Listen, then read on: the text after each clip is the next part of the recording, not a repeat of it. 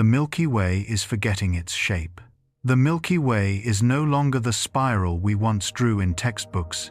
It is bending, slowly, silently, as if it has begun to exhale after holding its breath for 13 billion years. You're listening to Whispers of the Universe, a quiet space where science and dreams breathe together.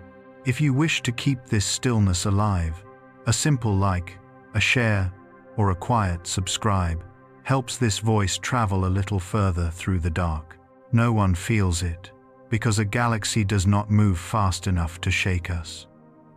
But the light that travels through it, the light that reaches us tonight, carries a faint distortion, like a whisper through water. Somewhere, the arms of the galaxy are rising.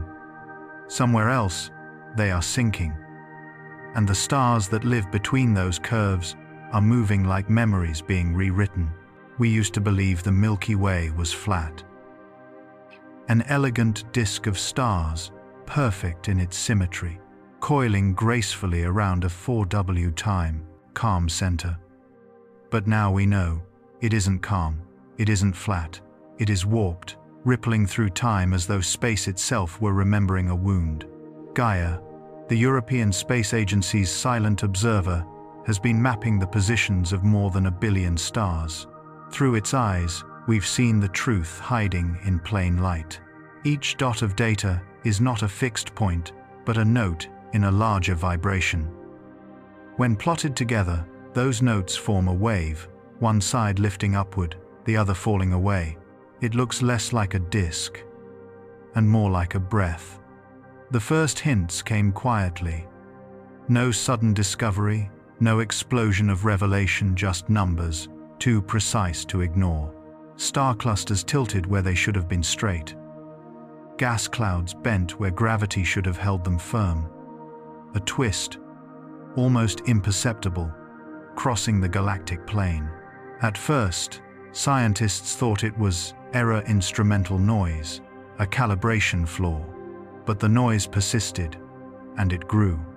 Now, we understand that our galaxy is in motion, not just around its core, but through its own body.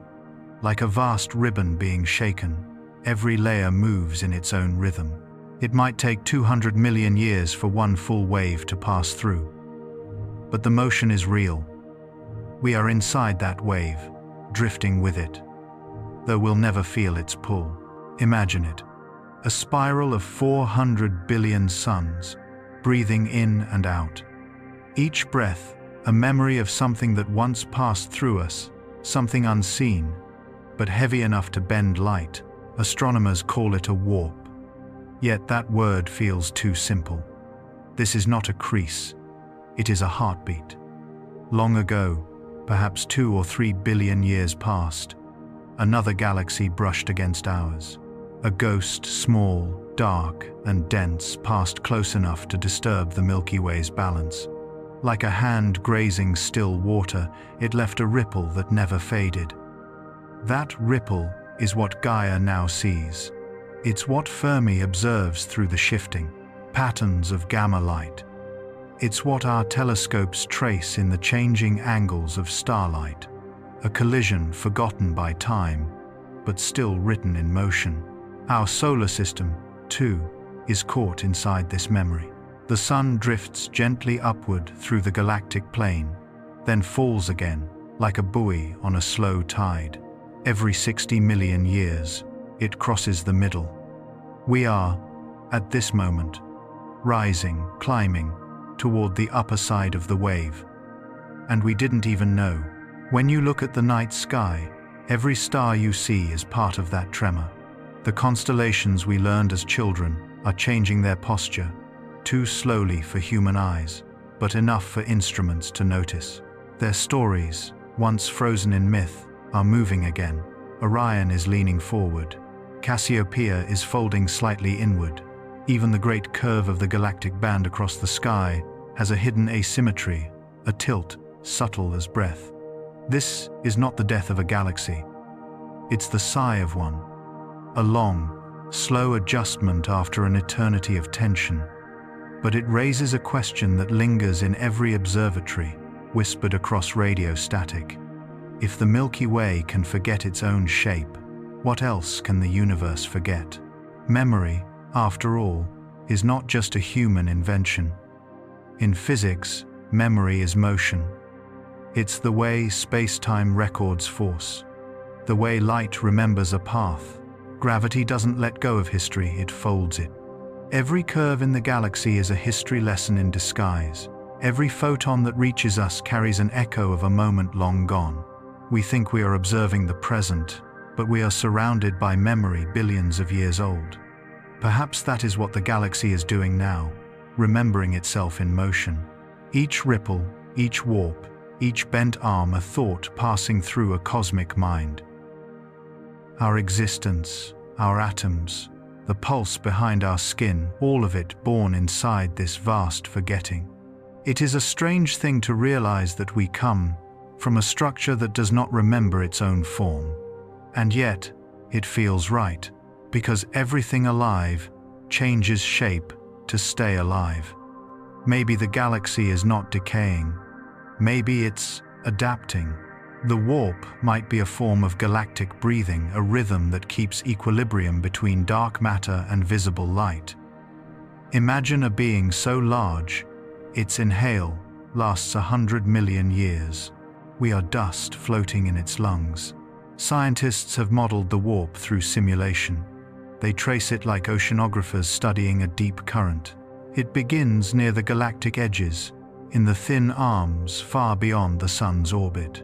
The outer stars tilt up, while the opposite edge tilts down. A subtle twist, like a spiral staircase leaning against itself. And it keeps moving slowly, imperceptibly, through the galaxy's entire body. It might sound poetic, but it's measurable. Gaia's precision allows us to map the motion of stars within a few millionths of a degree. Every deviation tells a story, not random chaos, but organized drift, like ripples frozen in glass. A message, still traveling, from an ancient collision. And yet, even with all this knowledge, something deeper eludes us. If the Milky Way is changing shape, then what is the true Milky Way? Is it the form we imagine in diagrams? The data points on Gaia's map? Or is it the living, moving wave itself, the pulse of time made visible? We might be standing on a planet that believes it is still. But our stillness is an illusion. Earth spins, the sun drags us forward, and the galaxy breathes. All motion is relative, all stillness borrowed. Even silence is moving somewhere else. Sometimes, late at night, I think about how long it takes for one photon to cross the width of the Milky Way. 100,000 years. That light leaves a star before language exists, before continents form, before we have names for anything. And yet, when it reaches us, we see it as now. The present is always the past, gently disguised. Perhaps that's what the galaxy has realized. Perhaps it bends not because of impact, but because it is tired of pretending to be perfect. In that sense, the warp is not a flaw. It's an expression, a quiet rebellion against symmetry. And maybe that's the secret of all creation, imperfection as memory, distortion as life. As Gaia continues to scan the heavens, new data suggests the warp is shifting, not fading, not correcting itself, but evolving. Each arm of the Milky Way carries its own rhythm. It's as if the galaxy has started to improvise, like a musician altering a familiar song. The spiral we once drew was never frozen, it was mid-motion. We just arrived too late to see it begin. Think of it this way. If galaxies are the handwriting of the universe, then the Milky Way's curve is a change of tone. The sentence continues, but the voice has softened. A new paragraph begins, invisible to our eyes, but written across billions of stars. So, perhaps the real question isn't why the Milky Way is changing, but why it waited this long. Maybe it was waiting for us to have the instruments, the patience, and the wonder to notice. Maybe it wanted to remind us that even beauty bends, and that forgetting is part of survival. After all, memory consumes energy. To hold perfect symmetry forever would be to stop moving. And nothing that lives, not even a galaxy, can afford that stillness. Somewhere, in the outer arms, far beyond the edge of our maps, stars are rising from the plane. They do not know why. They are simply obeying the gravity that remembers more than we do. Perhaps that is the essence of the universe: motion without reason, rhythm without sound. When you step outside tonight, look for the faint band of light that crosses the sky. That is not a photograph frozen in time. That is a river still flowing. Each photon, a leaf caught in its current. Each gaze, a moment of alignment between your breath and the breath of the galaxy. Listen closely, even in silence. You might feel the faintest pull, not on your body, but on your sense of now. A reminder that you are inside something vast, something moving, something slightly unfinished. The Milky Way is not just a place, it is an act of remembering, unfolding endlessly. Close your eyes now. You are floating within its memory. The curve beneath you, the silence around you, the stars above you, they are all part of one long exhale. The galaxy is forgetting its shape, and in doing so, it is teaching us how to let go. The galaxy exhales, and somewhere in that motion, an old story begins to breathe again. Because every ripple needs a reason, and every distortion hides a meeting that once was. Long before Earth cooled, before the sun found its balance, the Milky Way met something in the dark. A smaller companion, not bright enough to have a name then, but dense enough to leave a mark. It moved like a ghost through the halo of our galaxy, brushing against the outer arms. For a brief moment in cosmic time, two oceans of stars overlapped. Gravity tangled them together, their edges blurring, their songs merging into one trembling chord. We have no memory of that collision, only the consequences. Streams of ancient stars now stretch far beyond the visible disk, like threads pulled loose from a fabric. Gaia's data calls them tidal tales, but to anyone who listens longer, they feel like fingerprints, the touch left behind when two galaxies whispered past each other. The intruder's name, now known to us, is the Sagittarius dwarf galaxy, a small, elliptical remnant, orbiting us still, torn apart by our gravity. It loops around the Milky Way once every billion years, shedding stars like memories it can no longer hold. Each pass leaves a wave, a subtle tremor that travels through our spiral arms, over and over again. It reminds the Milky Way of that first embrace, the collision that wasn't violent, but intimate. What Gaia has revealed is extraordinary. The warp in our galactic disk matches the path of Sagittarius almost perfectly. Where the dwarf galaxy dives beneath us, our disk bends down. Where it rises again, the disk follows upward. It is as if the Milky Way cannot stop mirroring its lost partner's motion. Like two dancers, separated by light years, still moving in sync long after the music stopped. The Fermi telescope adds another layer: gamma flares, tracing arcs of invisible matter. They outline the scars where dark halos brushed. You cannot see them with the eye, but in those patterns lies a ghostly replay of the encounter. The data looks like art filaments, knots, glows, suspended in silence. Each a frozen syllable from a conversation between galaxies. Scientists model the interaction as numbers, yet the rhythm feels human. A touch, a pull, a letting go. Even on cosmic scales, gravity behaves like longing, never loud, never rushed, always returning. Sagittarius was consumed, but its memory persists in motion.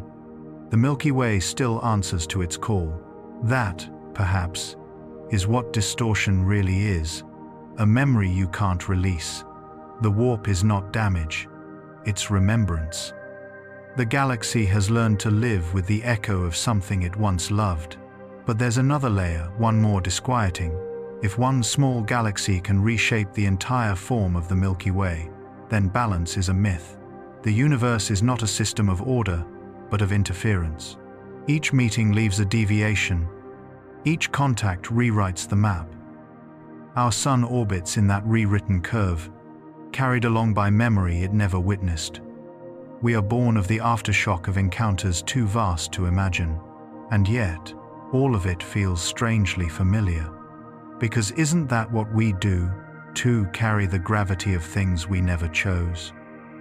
In the still halls of observatories, researchers speak softly about galactic archaeology. They mean digging through light, unearthing history from motion. But what they're really doing is listening to ghosts. Each dataset, a whisper from a past too distant for words. Each graph, a translation of something the galaxy once felt. Some of those scientists have begun to notice something else. The warp isn't uniform. It flutters, like a flag catching a changing wind. That wind, they say, might be dark matter, an unseen current shaping the Milky Way's edges. If that's true, then even the void has texture. Even emptiness has intention. Imagine dark matter as the memory foam of the universe. Every collision leaves an imprint, and space never fully forgets. The Milky Way presses against it, shifting the invisible fabric, and the fabric slowly presses back, balance through persistence, silence through pressure. Somewhere beyond the rim, where the stars thin and gas fades into nothing, the remnants of Sagittarius drift apart. Its stars scatter like ash in zero gravity, but they still orbit faithful to a center that once tore them open. It's a kind of devotion only gravity understands. Even in destruction, there is connection, and within that devotion, the Milky Way continues to hum. The frequency of the warp has been measured a slow oscillation, one wave every few 100 million years. It's the rhythm of grief stretched across time, too slow to hear, yet always present.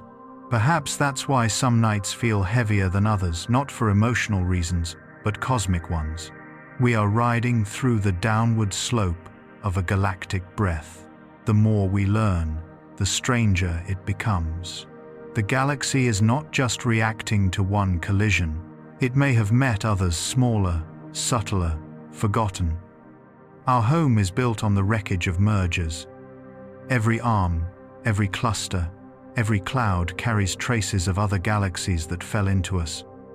We are a collection of echoes pretending to be one. When Gaia's next release came, it showed something that silenced entire rooms. The warp isn't fading. It's growing. The outer disk is twisting faster than models predict. Some suspect another intruder approaching, perhaps unseen, perhaps cloaked in dark matter.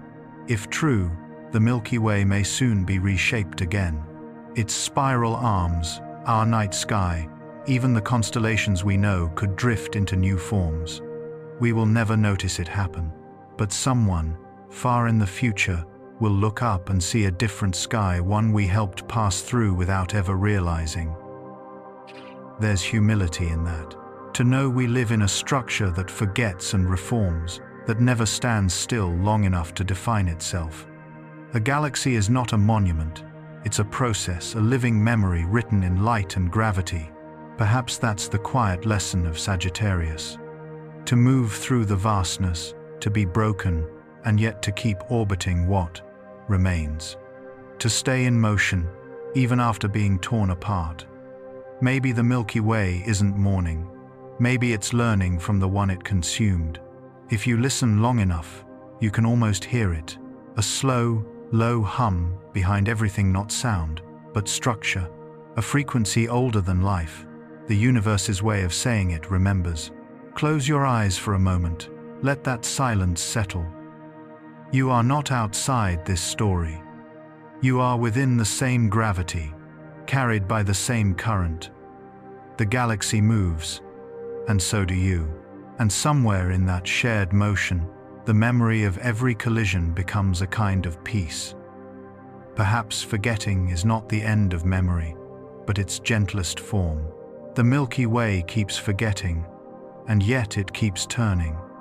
The galaxy keeps turning, but something beneath it never moves. An invisible foundation, older than light, holding everything together without ever being seen. Scientists call it dark matter. But perhaps the name is misleading, for darkness suggests the absence of something. While this is presence in its purest form, it does not shine, it does not speak, and yet it shapes every orbit, every breath of gravity, every story told by light. Without it, the Milky Way would scatter like sand in wind. Without it, the sun would never have learned to rise, and your eyes would never have learned to see. But no one has ever touched it, no one has seen its surface or heard its hum. It is not a particle we can hold. It is a memory that space itself carries. The first clue came not from what we found, but from what was missing. When Vera Rubin watched galaxies spin, she saw something that didn't add up. The outer stars moved too fast, faster than visible mass could explain. By every law we knew, they should have flown away. But they didn't. Something unseen was holding them close, like an invisible hand, cupping the edge of creation. That hand, we now believe, is dark matter, a sea of silent substance, woven through everything, shaping the Milky Way into what it is. It does not pull like normal matter. It surrounds. It cradles. It whispers gravity into form. In the great architecture of the universe, light is only decoration. Structure belongs to the dark. Every galaxy, every cluster, even the voids between them, is sculpted not by brilliance, but by what never glows. Imagine space as a vast web, filaments stretching across unimaginable distance. Along those threads, galaxies hang like drops of dew. The web itself is dark matter. We live inside one of those droplets, our Milky Way suspended in a black geometry of unseen lines. Some physicists call it the cosmic skeleton. Others, more poetic, call it the invisible cathedral. But maybe it is simpler than that. Maybe it is the universe remembering its own outline, the shape it drew before turning on. The lights. The Milky Way rests inside one of the densest folds of that web. Here, dark matter wraps around us like a quiet ocean. Its tides move slower than thought, but their effect is absolute. They keep the spiral arms in harmony, the stars in chorus, the warp in rhythm. Perhaps that's why the galaxy bends without breaking. Because the unseen scaffold beneath it flexes and forgives. It absorbs collision, tension, and time. It is the soft architecture of eternity. But the truth is more mysterious. Even with all our equations, we still don't know what dark matter truly is. Some say it's a new kind of particle, one that doesn't play by the same rules as light. Others think it's not a substance at all, but a property of space itself, a hidden symmetry, a pressure in the fabric of reality. Whatever it is, it acts like memory. Every galaxy's form is a record of where dark matter once flowed. Its density maps are fossils of ancient motion, and if you trace them carefully, you can almost see the history of cosmic thought.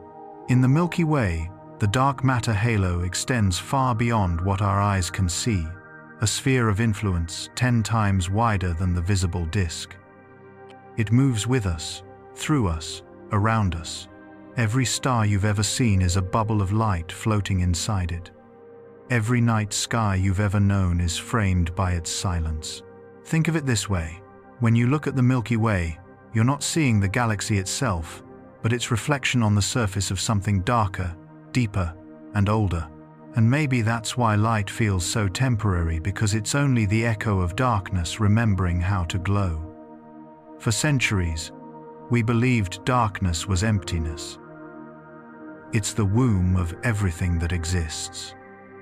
Light is born there, time begins there, And even when stars die, their ashes drift back into that same unseen cradle. It's strange to realize that the majority of the universe does not want to be visible, that the cosmos, in its truest state, hides itself. It's as if creation prefers privacy, as if what's sacred cannot be witnessed, only felt. Astronomers have spent decades trying to trap a particle of dark matter in the cold detectors buried deep beneath mountains. So far, nothing, no signal, no spark. But perhaps that's the answer itself. The universe doesn't need to be found, it only needs to be trusted, because sometimes, not knowing is the purest form of knowing. When Gaia maps the warp of our galaxy, it isn't just mapping stars, it's tracing the pulse of that silent architect beneath. Every ripple in starlight, every slight deviation in orbit, is a whisper from the dark matter sea, subtly rearranging the rhythm of the Milky Way's body. Even gravity, as we understand it, might be an illusion, a side effect of something deeper, something softer. Some theories suggest that space itself is elastic, and dark matter is simply how that elasticity manifests. In that sense, gravity isn't a force, it's a conversation between light and what holds it. If that's true, then we've been reading the universe backwards. We thought matter created structure, but maybe structure created matter. Maybe space dreamed first, and light appeared to fill in the dream.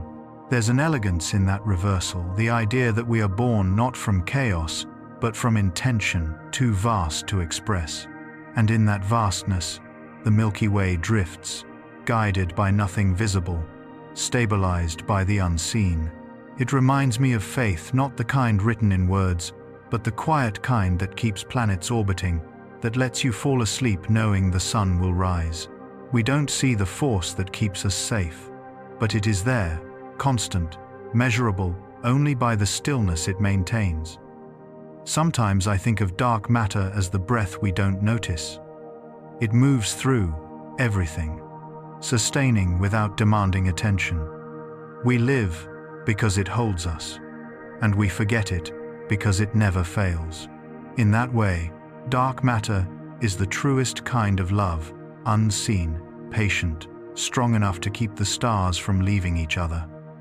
And yet, there is tension too, for if dark matter is the architect, then dark energy is its opposite, a force that pushes, expands, and erases form. The two exist in a kind of cosmic equilibrium, one holding together, the other letting go. Between them, galaxies are born. Between them, everything we know finds its balance. Perhaps the warp of the Milky Way is not a wound, but a compromise, the place where gravity and expansion shake hands, a visible curve marking the truce between two infinities. Imagine that moment. The unseen scaffolding of dark matter pulling inward, while the quiet breath of dark energy pushes outward. Their meeting point is us. Our entire existence, balanced on a tension we will never feel. It is said that even black holes obey this architecture. They are not holes at all, but knots in the fabric, tightened by the same dark threads that hold galaxies together. In their silence, they echo the same law. The unseen is always stronger than the seen. When light spirals into those depths, it doesn't vanish, it merges with the architecture, becoming part of the unseen foundation again. In that sense, nothing is ever lost, even light returns home.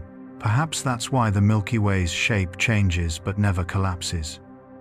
It forgets, yes, but it also remembers in a deeper way, not through visible pattern, but through invisible tension. The warp is just the surface story. The true memory lies below, in the architecture no eye can capture. If we could see the Milky Way's dark halo, it would not look like the disk we know. It would be a sphere of soft glow, thicker, denser, almost breathing. Within that breathing, our stars drift like thoughts inside a sleeping mind. And that's what the universe might be, a consciousness so large, Its dreams take the shape of galaxies. In that dream, dark matter is the body, light is the thought, and time is the slow inhalation that keeps them both alive. Somewhere, in the deep silence between clusters, the web of dark matter continues to vibrate. Tiny ripples cross the cosmic filaments, carrying information not in words, but in gravity. Those ripples travel for billions of years, connecting galaxies like neurons across the mind of everything. If you could stand outside the universe and listen, perhaps it would sound like a heartbeat, steady, endless, patient. The pulse of the silent architect. And maybe that's the real reason galaxies warp, collide, and evolve. They are not random. They are responding to the deeper rhythm beneath. Our Milky Way bends because something beneath it breathes. It sighs because the structure below, it exhales. It drifts because the invisible hand beneath it adjusts its weight. Everything moves because nothing is still. Everything lives because nothing insists on being seen. So when you gaze at the night sky, remember this: you are not looking into emptiness. You are staring into fullness disguised as quiet. The light between stars is not void. It is presence waiting to be understood. Close your eyes, take a breath. That pause between inhale and exhale, that is where the universe lives. The architect doesn't need worship. It needs awareness. The moment you recognize its silence, you become part of its structure. You are, in a small way, one of its pillars, a consciousness resting on the same invisible foundation that carries galaxies. The Milky Way moves through the dark holds it, and the holding never ends. Everything you love, everything you fear, everything you will ever dream, exists within that same embrace. The stars above are only the visible tips of an infinite calm. Beneath them, the universe is quietly awake.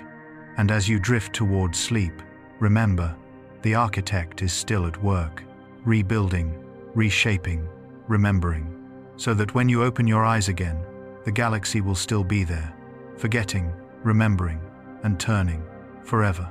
The dark holds everything, but inside that stillness, something begins to move. A shimmer, faint at first, then spreading, like breath finding its rhythm after sleep. That is how light begins in the Milky Way, not as a blaze, but as a pulse. It rises from clouds so vast that even silence echoes through them. The gas folds in on itself, pulled by invisible threads of gravity. Atoms gather, pressure builds. And somewhere in that slow collapse, temperature becomes thought. Hydrogen begins to whisper with helium. The first photon is born. That is the heartbeat of the galaxy, not sound, but release. Each newborn star is an exhale from the lungs of dark matter. Each burst of light, a proof that the Milky Way remembers how to live. The spiral arms, which seem so graceful from afar, are in truth rivers of creation. Their curves guide the birth of stars like veins carrying blood. Dust thickens where the current slows.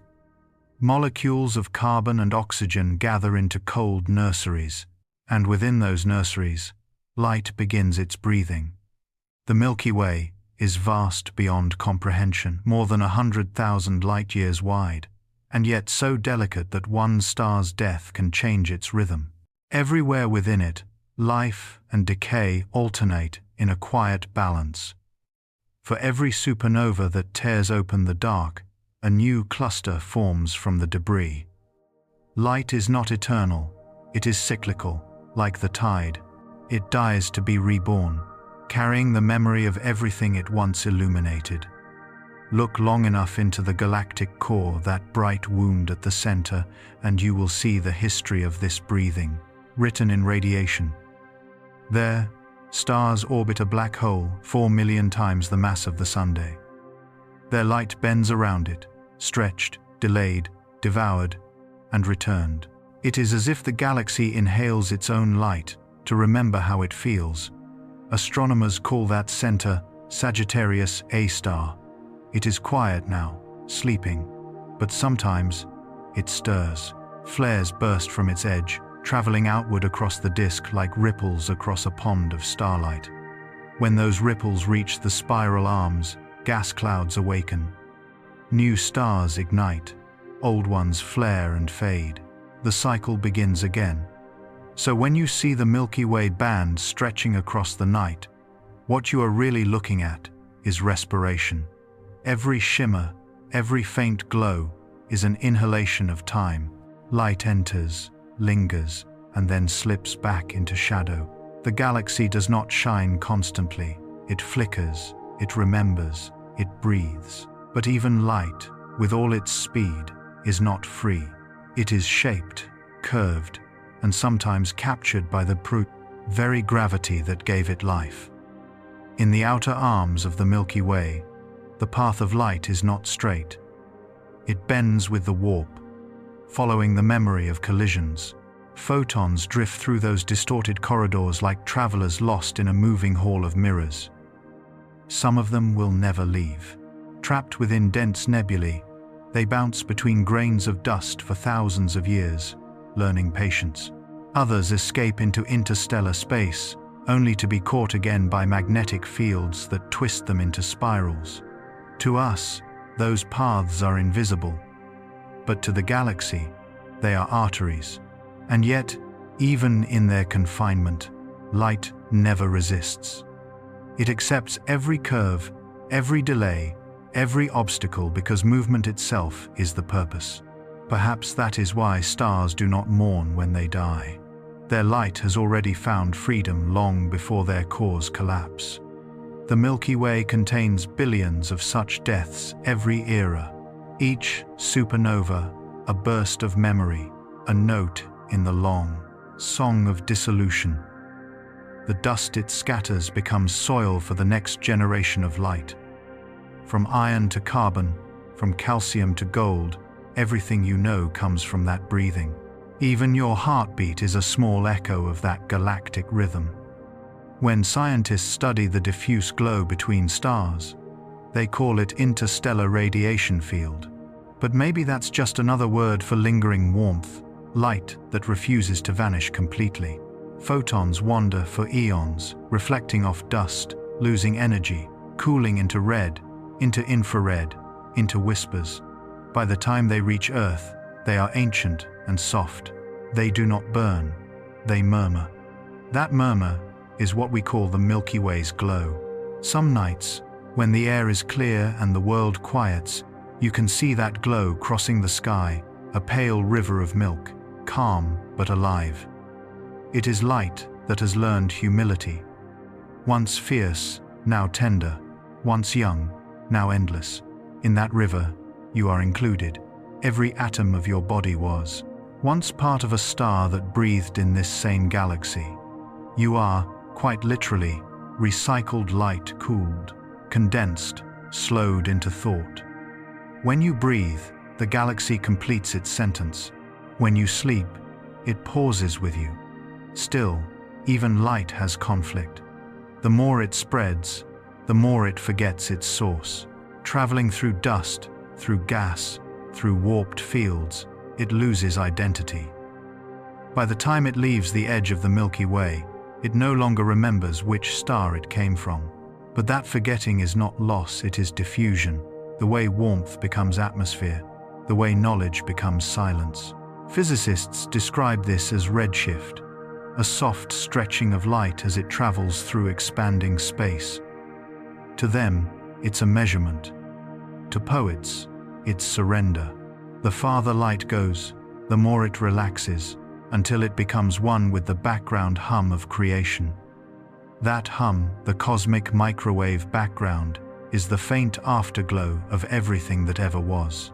The Milky Way contributes its own subtle rhythm to that chorus. Each photon that escapes adds another tone to the universal chord. In time, all galaxies will fade into that collective murmur, and the universe will remember them not as shapes, but as notes. Even now, the Milky Way's light is being stretched, diluted, and shared with the void. But perhaps that's what it was always meant to do, to teach the void how to glow. In the vast space between our galaxy and the next, light from supernovae still travels billions of years after the explosion. That light will never find a planet to touch, no eye to meet it, no surface to rest upon. It will simply keep going, a silent declaration that something once existed. Maybe that's what all creation is, an act of leaving traces for no one in particular, just to prove that it could. Back in the arms of the Milky Way, within those great curving bands of dust, the breathing continues. Every few million years, new stars form, die, and form again. The light they give off keeps the gas warm enough to sustain the next cycle. If the galaxy ever stopped producing light, it would collapse into stillness. So light is not decoration, it is circulation. It keeps the Milky Way alive the way blood keeps a body awake. That rhythm, though cosmic, mirrors something deeply human. We too create, burn, fade, and return. Our stories flare and vanish like sparks, but the warmth they leave behind continues to drift. It touches others, it changes shape, it becomes atmosphere. When I think about the Milky Way forgetting its shape, I imagine it like an old musician, still playing, not from memory, but from instinct. Its arms may no longer follow perfect geometry, but its song, its light remains. Every burst, every star, every reflection is an improvisation in the same key. And perhaps that's the secret to the galaxy's endurance. It never repeats itself exactly. It keeps breathing, keeps creating, even when it no longer remembers the original melody. The astronomers who watch it from Earth have noticed subtle fluctuations in its overall brightness. Tiny variations, not from new stars, but from the way the galaxy's light is redistributed by its warp. It's as if the Milky Way is flickering in rhythm with its own distortion, like a candle swaying in invisible wind. That, too, is a kind of breath. Some theories even suggest that light itself exerts pressure strong enough to shape the spiral arms over time. Radiation, pushing against gas, sculpting the curves we see from here. So light doesn't only illuminate, it sculpts. It participates in the architecture once thought to belong only to darkness. The stars aren't just inhabitants of the Milky Way, they are its artisans, which means that every ray of light emitted tonight, every photon leaving a star in the Perseus arm or the Orion spur is not random, it's part of the ongoing reconstruction of the galaxy's body. Each pulse corrects a curve, balances a shadow, fills a silence. Light is both the symptom and the cure of cosmic forgetting. And maybe that's what it means for a galaxy to live, to keep rebuilding itself from its own glow. Somewhere, far in the outer rim, a star collapses into itself. In its final breath, it releases more energy than our sun will emit in its entire life.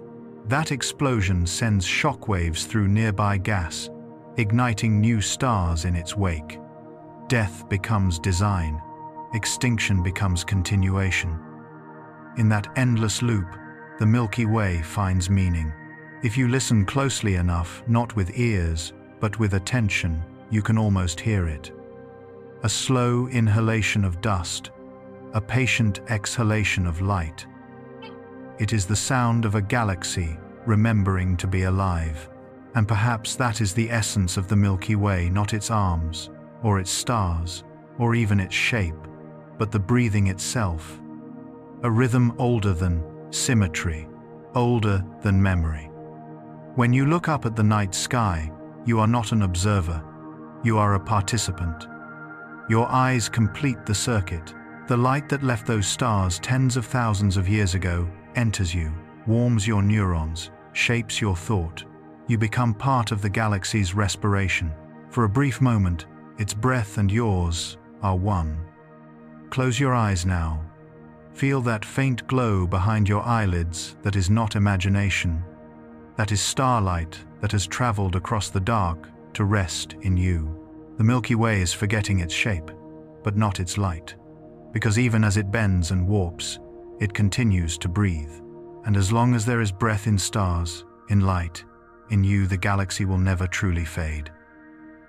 And with each breath, time moves not forward, not backward, but inward, because time, inside a galaxy, is not a straight line. It curls, bends, folds upon itself like silk in slow motion. We measure it with clocks, but the galaxy measures it with light. Every star is a clock that burns its own seconds. Every orbit, a circle of memory repeating its rhythm.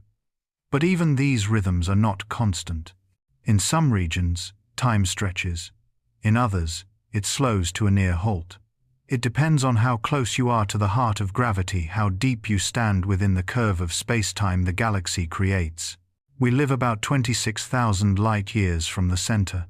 Here, time passes just a little faster than it does near the core. A second here is not quite the same as a second there. No one feels the difference, but the galaxy does. Its own body ages unevenly. The edges grow older, while the center lingers young, trapped in a slower flow of time.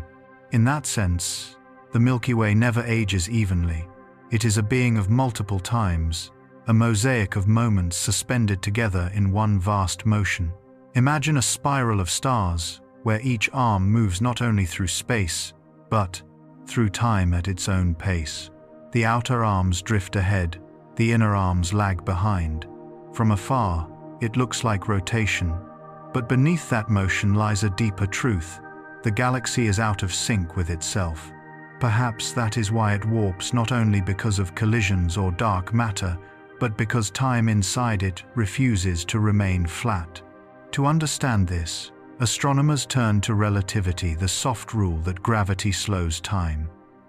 Every massive object, every cluster, bends the flow of seconds around it. In the Milky Way, these curves weave together like threads in a tapestry. They form valleys, where time collects, hills where it rushes, eddies where it swirls and stays. When you look at a long exposure image of the galaxy, what you're really seeing is a photograph of time, layered upon itself, glowing softly in different speeds. The stars near the black hole at the center live inside a well so deep that a single minute for them could be hours for us. They dance around that invisible abyss like sparks around a slow-beating heart. Their motion is graceful, but their clocks are drowning. And yet, those drowning clocks send outward light that escapes the deep curvature, climbing uphill through time to reach us. By the time it arrives, it has aged. It is tired, its frequency stretched, its color softened.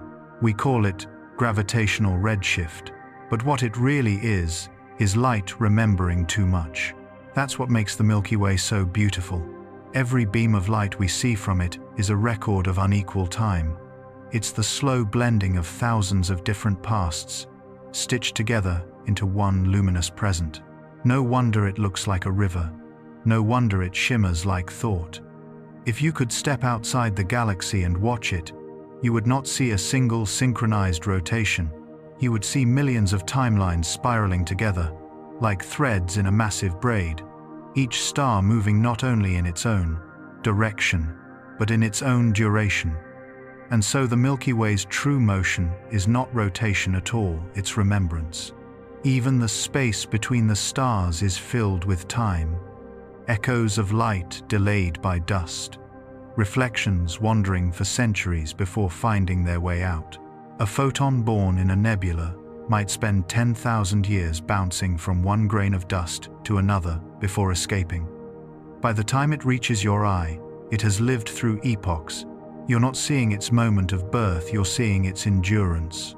Perhaps that is why looking at the night sky feels like nostalgia.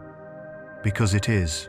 Every point of light is a message sent long ago, and the sky is a museum of living memories. The Milky Way's arms, too, are not static. They are waves of density regions where stars crowd closer together, then drift apart again. Each wave takes hundreds of millions of years to crest and fade, so even the shape of the spiral is an illusion caught in mid-motion. If we could watch it fast enough, speed up time by a billionfold, we would see the arms breathing like tides, sometimes tightening, sometimes loosening, sometimes collapsing into new structures altogether. It would not look like a pinwheel. It would look like an organism, alive, restless, never finished. Inside that organism, time is elastic. Supernovae erupt and vanish in moments, while gas clouds drift for eons before collapsing. There are suns younger than our species, and suns older than Earth itself. Each one burns in its own century, its own dimension of duration. The galaxy, therefore, is a coexistence of all times at once. What we call now is just one thin slice of that symphony. There's a theory whispered among cosmologists late at night that maybe time doesn't flow at all. Maybe it's the galaxy that moves through a static landscape of moments, lighting up one after another like fireflies along a path. If that's true, then the Milky Way isn't aging, it's reading itself. Each orbit, each collision, a page turned in an endless book. The black hole at the center might then be the eye, the point where all timelines fold inward, where everything that was, and is, and will be, exists simultaneously, compressed into silence. A singular memory so dense that even light cannot escape it. That silence is not destruction, it is preservation. The black hole keeps what time cannot hold. It's the galaxy's archive, a vault of moments kept safe from decay. Perhaps that's why the Milky Way bends gently around its center in reverence, as though all the stars were orbiting not an object, but an idea, that nothing truly ends, it only falls deeper into memory. When our ancestors looked at the night sky and named the constellations, they didn't know any of this, but they felt it. They sensed that the stars told stories older than words. And maybe that's the closest we'll ever come to understanding what the galaxy feels, a quiet, knowing that everything we love is already part of something that remembers. Even our sun moves to that rhythm. As it circles the Milky Way, it carries Earth with it through regions of space-time thicker or thinner than before.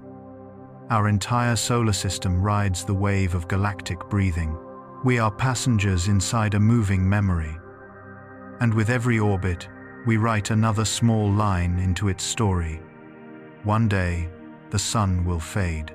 Its outer layers will drift away, forming a nebula that glows for a few thousand years, a blink in galactic time. But the atoms from that death will scatter, settle, and become part of new stars. In those new stars, new seconds will begin. Time will reassemble itself. Nothing ends. It changes rhythm. Perhaps that's the secret. The galaxy has been whispering all along that time isn't something that passes, but something that breathes with us. When we say the Milky Way is forgetting its shape, maybe what we really mean is that it's learning to remember differently. No longer in geometry, but in motion. No longer in permanence, but in pulse. Because to truly remember, one must let form dissolve. Only then can meaning flow. Somewhere in the outer rim, a beam of light leaves a dying star.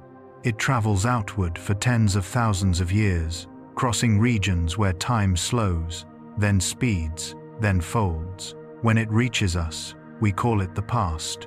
But for that photon, it is still now. That is the strange truth of the galaxy. Everything that ever was, still is, just moving at different speeds.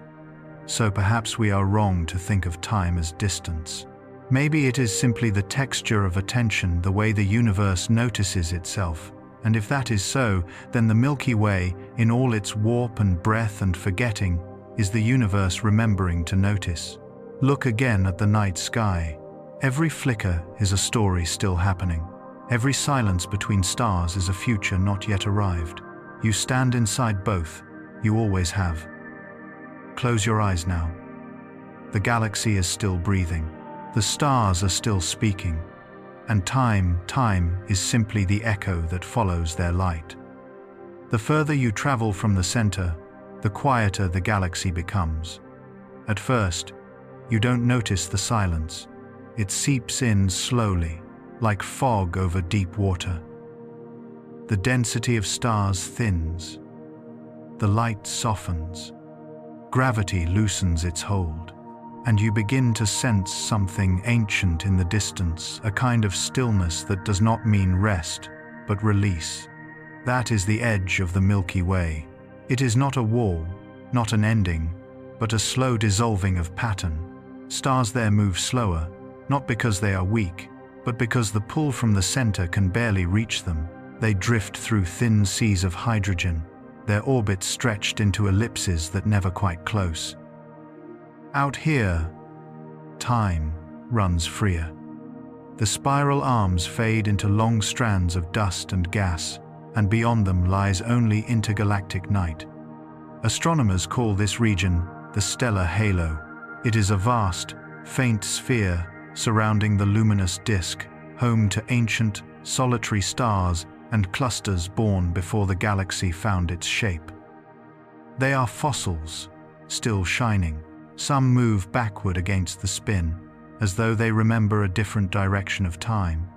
Others drift in slow, lonely circles, unaware of the grand motion beneath them.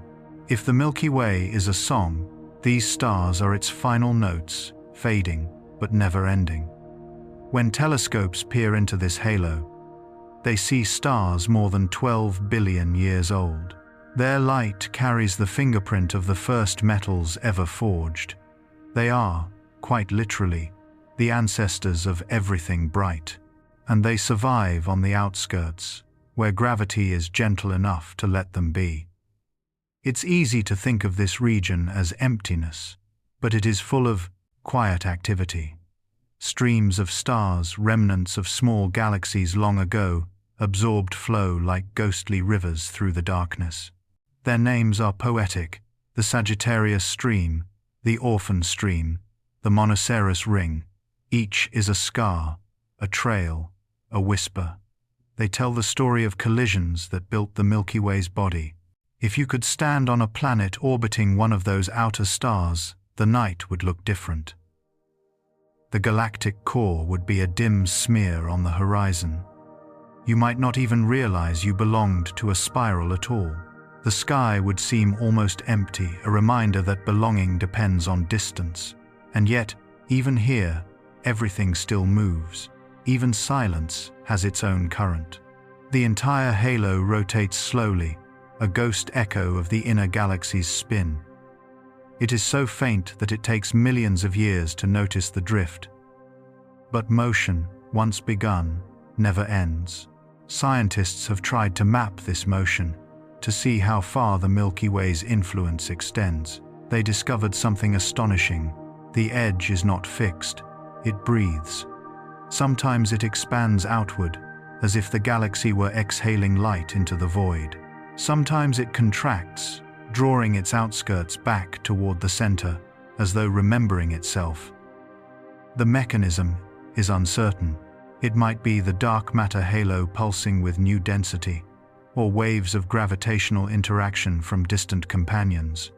Whatever it is, the boundary of the Milky Way is alive. It shivers in cycles of hundreds of millions of years. To us, it seems eternal. To the galaxy, it is heartbeat. Out here, the balance between gravity and escape is fragile.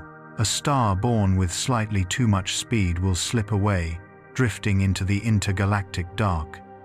It becomes a wanderer, a rogue. Some will find new homes in the halos of other galaxies. Others will travel forever, their light never arriving anywhere. It's a quiet exodus, a slow migration of energy leaving the only structure it has ever known. Can a star ever truly stop moving? Or does stillness, too, have its own motion? That question hangs at the edge, where motion becomes memory and memory becomes faint. Perhaps stillness is not the absence of movement, but the moment when movement learns it no longer needs to prove itself. The stars at the boundary seem to know this. They drift without resistance, their orbits wide and patient. Their light takes tens of thousands of years to reach another star.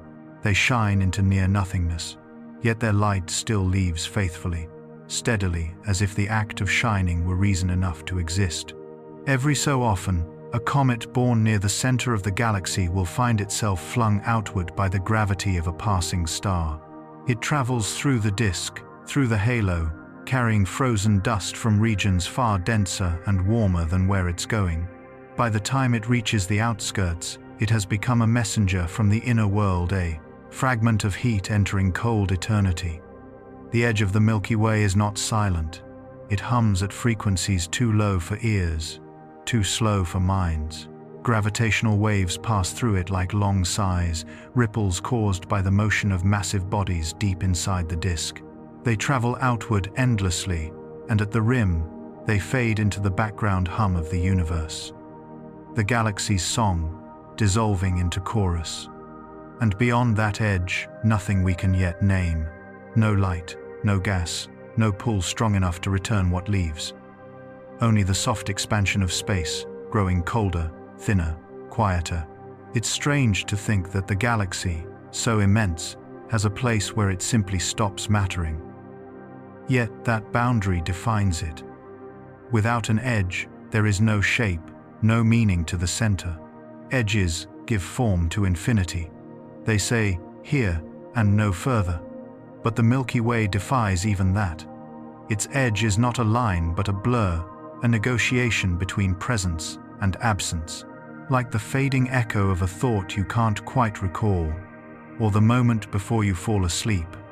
One could call it an ending, but perhaps it's a beginning in disguise. Because at the edge, where light runs out, darkness begins to listen. Photons leaving the last stars drift into that listening, and space absorbs them without resistance, not devouring, receiving. It's a kind of peace. Perhaps the galaxy envies that peace. Maybe that's why it sends so much of itself outward. Not to escape, but to reach equilibrium with the quiet that surrounds it.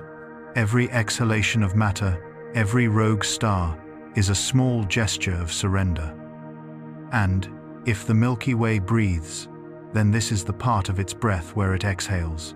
Slow, deep, endless. Letting go of form, letting go of definition, releasing all that once burned too brightly. Somewhere in that vast frontier, dust and gas still collide. Stars are still born, even in scarcity. They burn small, pale, long. Their light will never reach the core, never warm another world. But they shine anyway, a quiet rebellion against extinction. From those faint suns, the view of the galaxy is exquisite.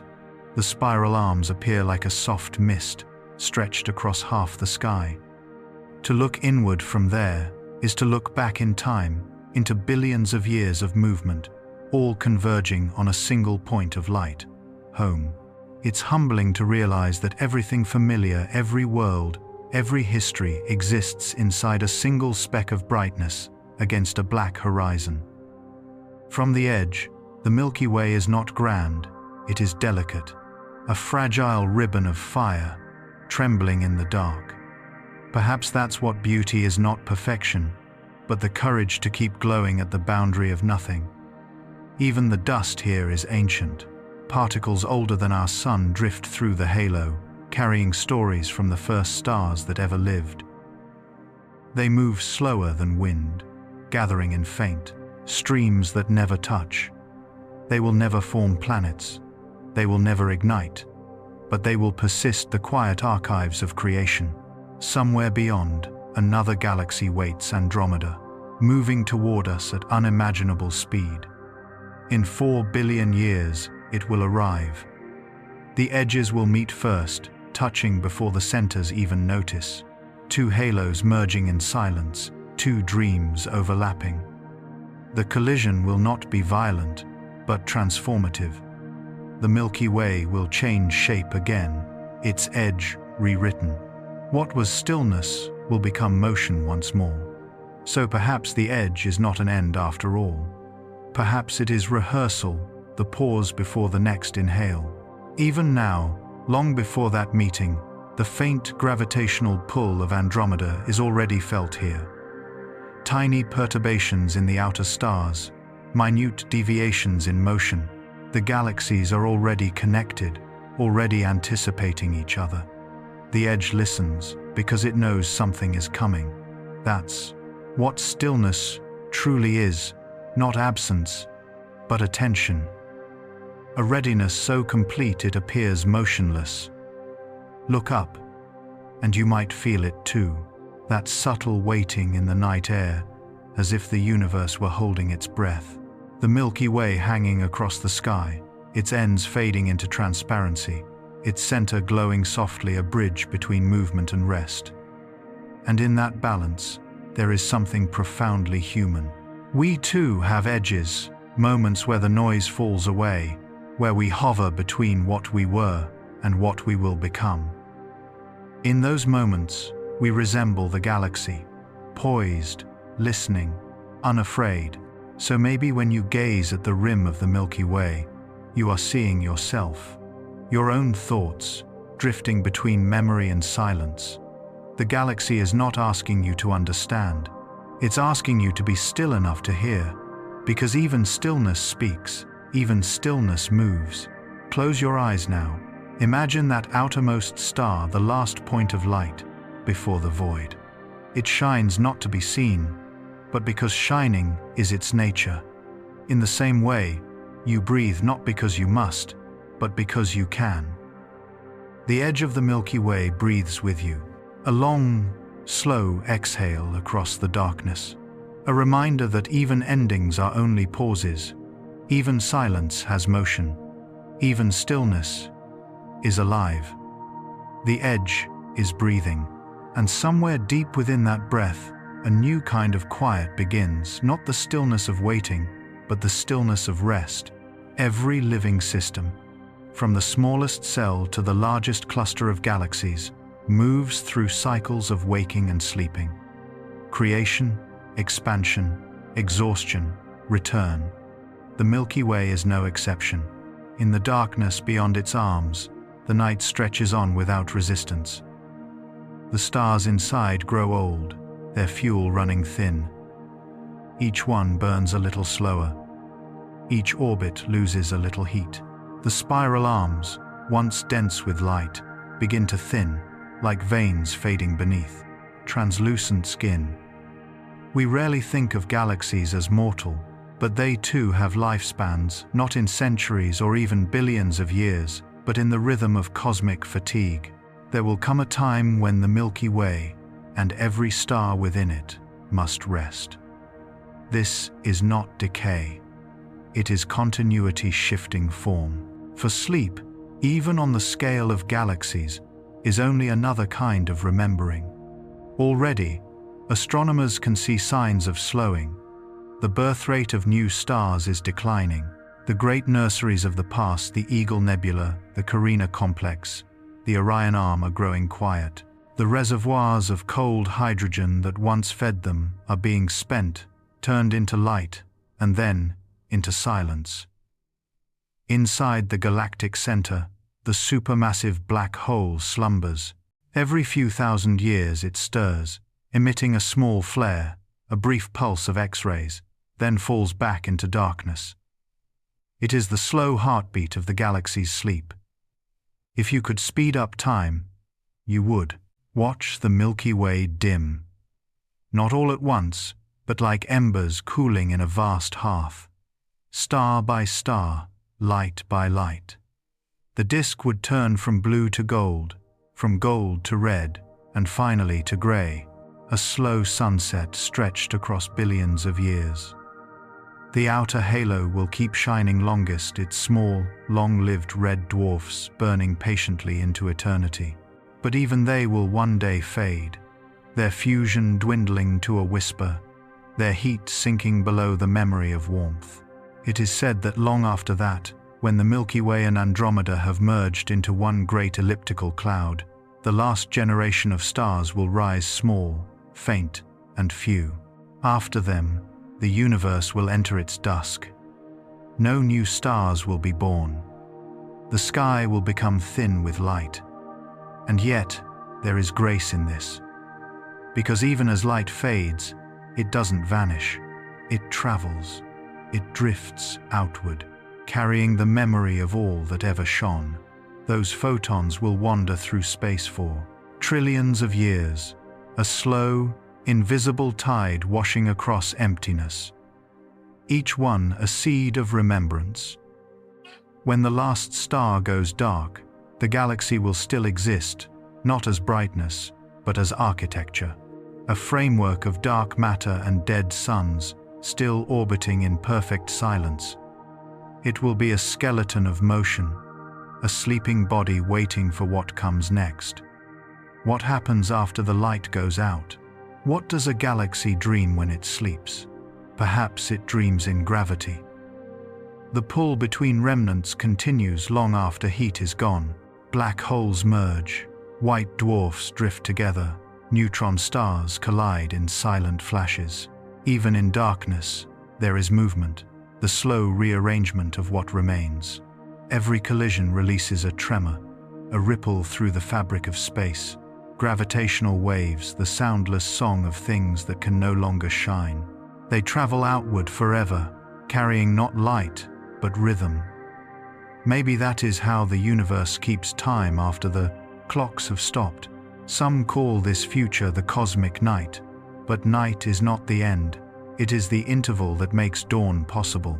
Maybe the universe, like every mind, needs to sleep to remember itself anew. If galaxies can rest, then perhaps they can also dream. And maybe those dreams are what we call beginnings. Because before there was light, there was darkness. Before creation, stillness. Before the first star, a breath. And in that breath, the possibility of everything. So when the Milky Way finally grows quiet, perhaps it is not dying, but returning to that original breath, to the calm that births worlds. Even now, amid its slow fading, the galaxy sends out signals that could be interpreted as lullabies. Radio emissions from old pulsars, cosmic rays from ancient collisions, soft microwaves whispering across the void. They are the remnants of motion, gentle and persistent, the lullaby of a being that has learned to rest. On Earth, we sometimes feel small beneath the stars. But smallness is not separation. You are part of that same body, made of its cooling embers, breathing the last warmth of its ancient fires. When you sleep, you repeat the same cycle: creation, expansion, exhaustion, return. Maybe that's why sleep feels sacred. Because it mirrors the galaxy's way of surviving. In laboratories, scientists run simulations of the far future. They predict the formation of black dwarf stars so old they emit no light, only residual gravity. These invisible spheres will populate the universe for trillions of years, circling one another in a slow ballet of inertia. Occasionally they will collide, and for an instant, a spark, a brief return of light before silence again. That is the heartbeat of eternity. Motion, stillness, motion, again. It's tempting to see this as sadness, but perhaps it's something softer. When fire cools, what remains is not loss, but shape. Ash remembers the form of the flame. So too will the Milky Way, its spiral imprinted forever on the gravity that once held it. Even when there are no eyes left to see, that pattern will remain the invisible handwriting of what once was alive. And in the vast dark that follows, space itself will keep expanding. Galaxies will drift apart faster than light can chase them. The stars that remain will vanish beyond one another's reach. Each galaxy will become isolated, alone with its memory. Ours will become a single island of silence. Yet, isolation is not emptiness. It is the final form of connection, the moment where all things recognize that they are part of one same stillness. The physicists call this the heat death, a terrible phrase, perhaps, because there is nothing terrible in completion. It is simply the universe cooling into balance. Every gradient smoothed, every difference dissolved, temperature equal everywhere, a single, endless equilibrium. Could consciousness exist in such a place?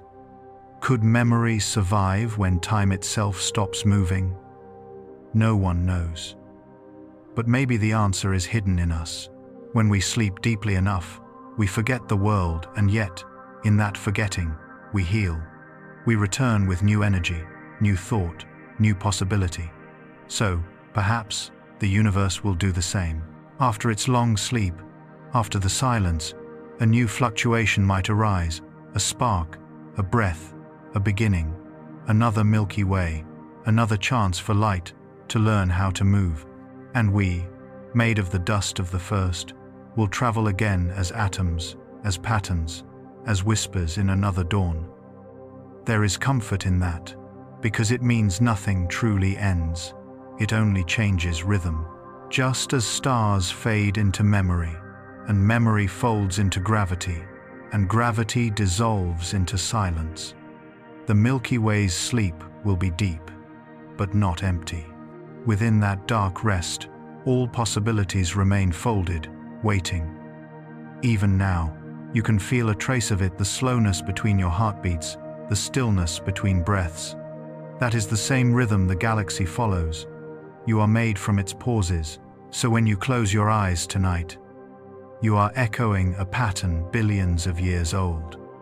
Your body cooling, your mind softening, your thoughts dimming into dream just as the Milky Way dims its lights.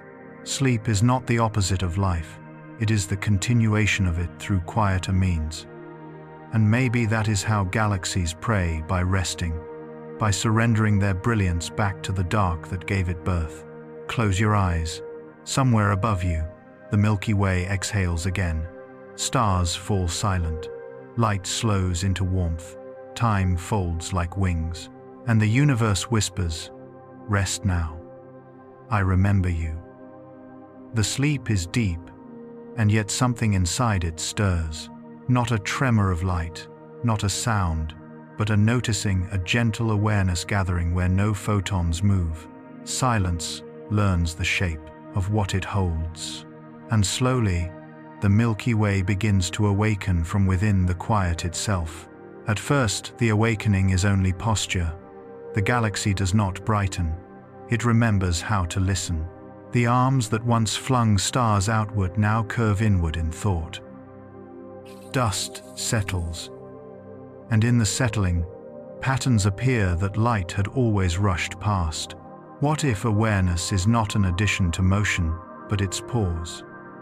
What if the universe needed to sleep in order to feel its own weight? The halo, stretched thin around the dim disk, becomes a bowl for attention. Every remnant white dwarf, black dwarf, cold giant, quiet hole takes its place in a new geometry of hush. Their orbits continue, but without the urgency of heat. They circle like beads in prayer. The galaxy does not speak, and yet a meaning gathers.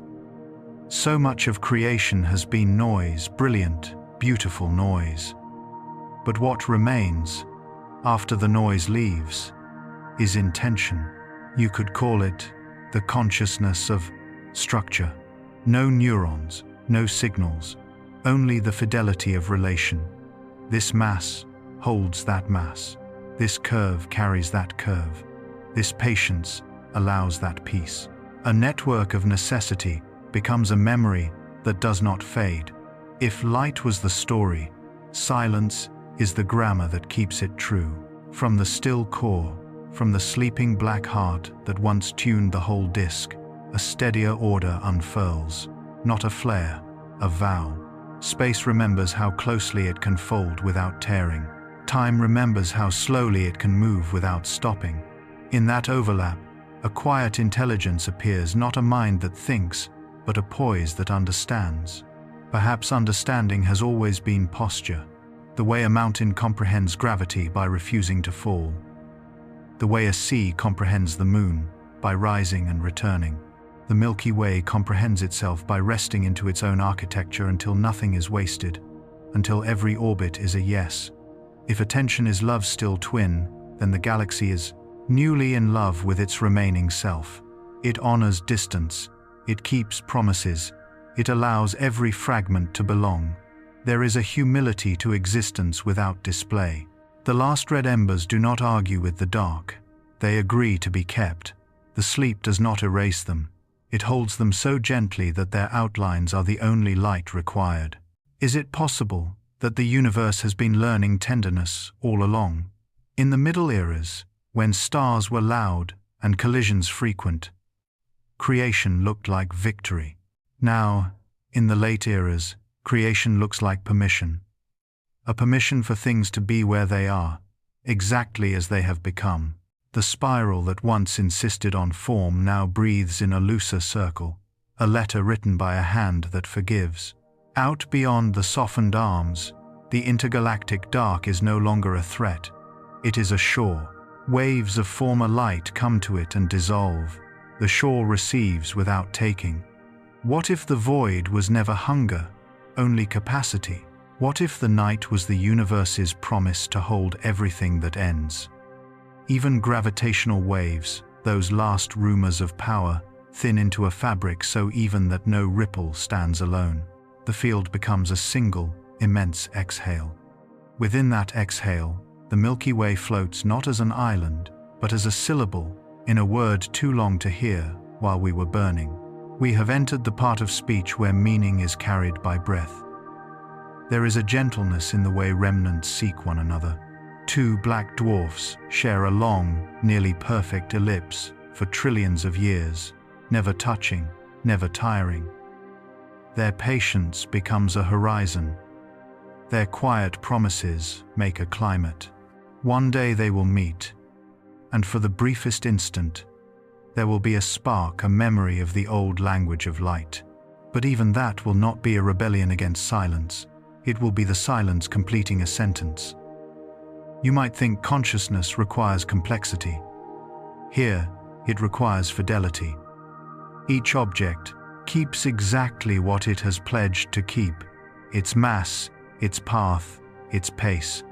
No one hurries, no one convinces.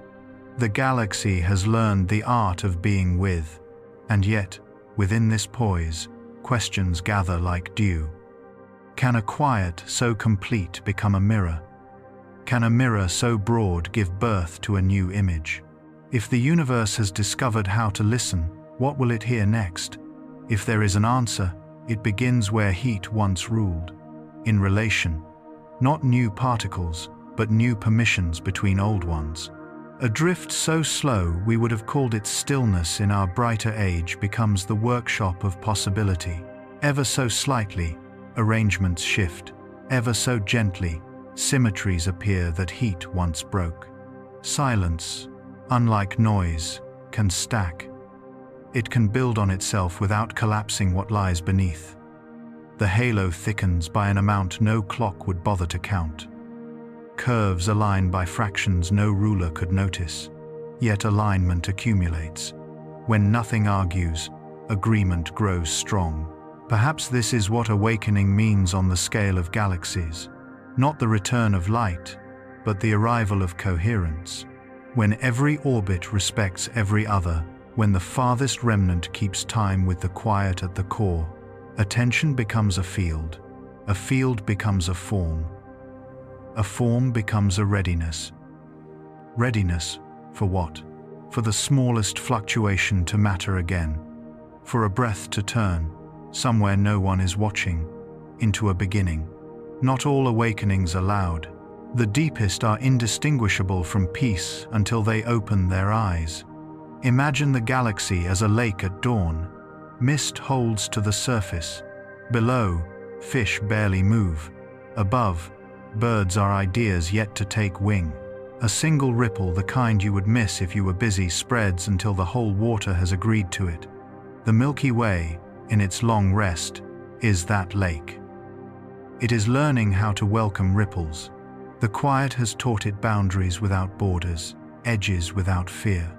So if a new fluctuation arrives, a whisper of density from a nowhere we never charted, it will not strike, it will be received. Reception is the most evolved form of strength. In our age of telescopes, we mistook brightness for truth because brightness was what we could measure best, but truth includes what continues after measurement is impossible. The galaxy's sleep persuades nothing. It invites everything. And in that invitation, it becomes aware not of objects, but of integrity. What does integrity feel like without nerves? Like gravity refusing to lie, like time refusing to rush, like form refusing to pretend it is permanent and becoming trustworthy instead. Trustworthy structures can carry surprises. A faint, almost ceremonial drift in the deep halo brings two heavy remnants near enough to stir the fabric. The stir travels, not as a scream, but as a nod that takes 1 billion years to cross a room that no longer believes in rooms. By the time it reaches the core, it has become policy. A tiny amendment to the way space holds space. There is no audience. There is no applause. And yet, the change stands. It is written into the agreements that keep the whole from falling through itself. What is awakening, if not the ability to change without fear? Once, we thought only minds could awaken. Now we see that any system that can keep a promise can open its eyes. The Milky Way keeps its promises with a devotion we used to call physics. In the late quiet, devotion looks like grace. Across the old streams, Sagittarius, Orphan, Monoceros, the residual currents align a little more. What were scars become ligatures, what were losses become ties. To be bound without bondage, to belong without clinging. The galaxy learns this because nothing pulls hard enough to force it. And what of meaning? Meaning used to be the map from cause to effect. In the awakening of silence, meaning is the fit between what remains and what is needed. There is less, and yet there is enough. Enough mass to remember form, enough curve to remember return, enough patience to remember how to begin. Somewhere far beyond any chart, a cold, nearly featureless region of space entertains a fluctuation so small that earlier epochs would have smoothed it away. But the universe has cooled into attention. Attention makes room. Room allows difference. Difference makes history. If you listen with what remains of our ancient sense for wonder, you can almost hear it, not a sound, but a steadiness. A steadiness capable of welcoming what does not yet exist. Is this not the first requirement of birth? We used to say the Milky Way was forgetting its shape. Perhaps that forgetting was never loss, only clearing, only the careful removal of everything that couldn't stay, so that what must stay could find each other. Now they have. Now the galaxy is a bowl wide enough for silence to reflect upon itself. And when silence reflects, it is not empty. It is full of the roads it might choose. Awakening is not choice. It is the capacity for choice to be meaningful. No fire announces this. No dawn breaks the long night. A fiber of coherence thickens along a path no light can trace. The path touches a remnant here, a remnant there, asking nothing, offering nothing but the dignity of relation. Overspans so broad that numbers themselves fall asleep. The dignity condenses. Where dignity is dense enough, event follows. You could name that event another beginning. You could also call it the universe taking a deeper breath. Either way, the Milky Way is ready, not because it remembers how to blaze, but because it remembers how to hold. What will it hold? Whatever arrives. A whisper of field, a kindness of curve, a permission for warmth. If warmth returns, it will not be the old summer. It will not be conquest. It will be a spring that knows winter and does not despise it. Light, if it comes, will travel, softly, the way a child enters a room where elders are sleeping. It will learn the grammar of hush before it sings. We do not get to see this. Our era is the age of brightness, and it is beautiful. But beauty is longer than our calendars. It includes the lull and the listening after the song. It includes the musician's smile in the dark when the audience is gone and the hall is finally quiet enough to hear the instrument as it truly is. Close your eyes. Imagine the Milky Way not as a picture in a book, but as a vow kept in the dark. Nothing frantic, nothing missing, just the rightness of things that have accepted their place. In that rightness, a new tenderness grows, the tenderness from which all careful beginnings come. If the universe is a prayer, this is the part where it no longer asks. It only breathes. Breath, noticed fully, becomes awareness. Awareness, kept gently, becomes welcome. Welcome, given without condition, becomes creation. The awakening of silence does not end the sleep. It gives the sleep purpose. So the galaxy rests on, not waiting, not wanting, simply willing. Willing to be exactly as vast as the next breath requires. Willing to hold the small, should the small return. Willing to remain faithful, should only faith remain. The night is endless, and yet a softness at its center brightens by no measure we own. Call it promise, call it poise, call it the universe, remembering that it knows how to be gentle. This is how a galaxy wakes without opening its eyes. This is how the Milky Way learns to feel after it no longer needs to shine. The lesson is simple, but it took eternity to teach. What you hold with love will not fall, even in the dark. Close your eyes now. The silence is awake. It is holding you, too. And the universe is still turning. Somewhere inside the silence, a pulse begins again. It is so faint that even the dark hesitates to notice it. But the Milky Way does. It has learned how to listen. And what it hears now is the first syllable of remembering. The soundless waves that once traveled outward start to fold back, carrying with them every trace of the galaxy's own forgotten light. They do not come as flares or flames. They return as warmth, a whisper rising through the architecture of calm.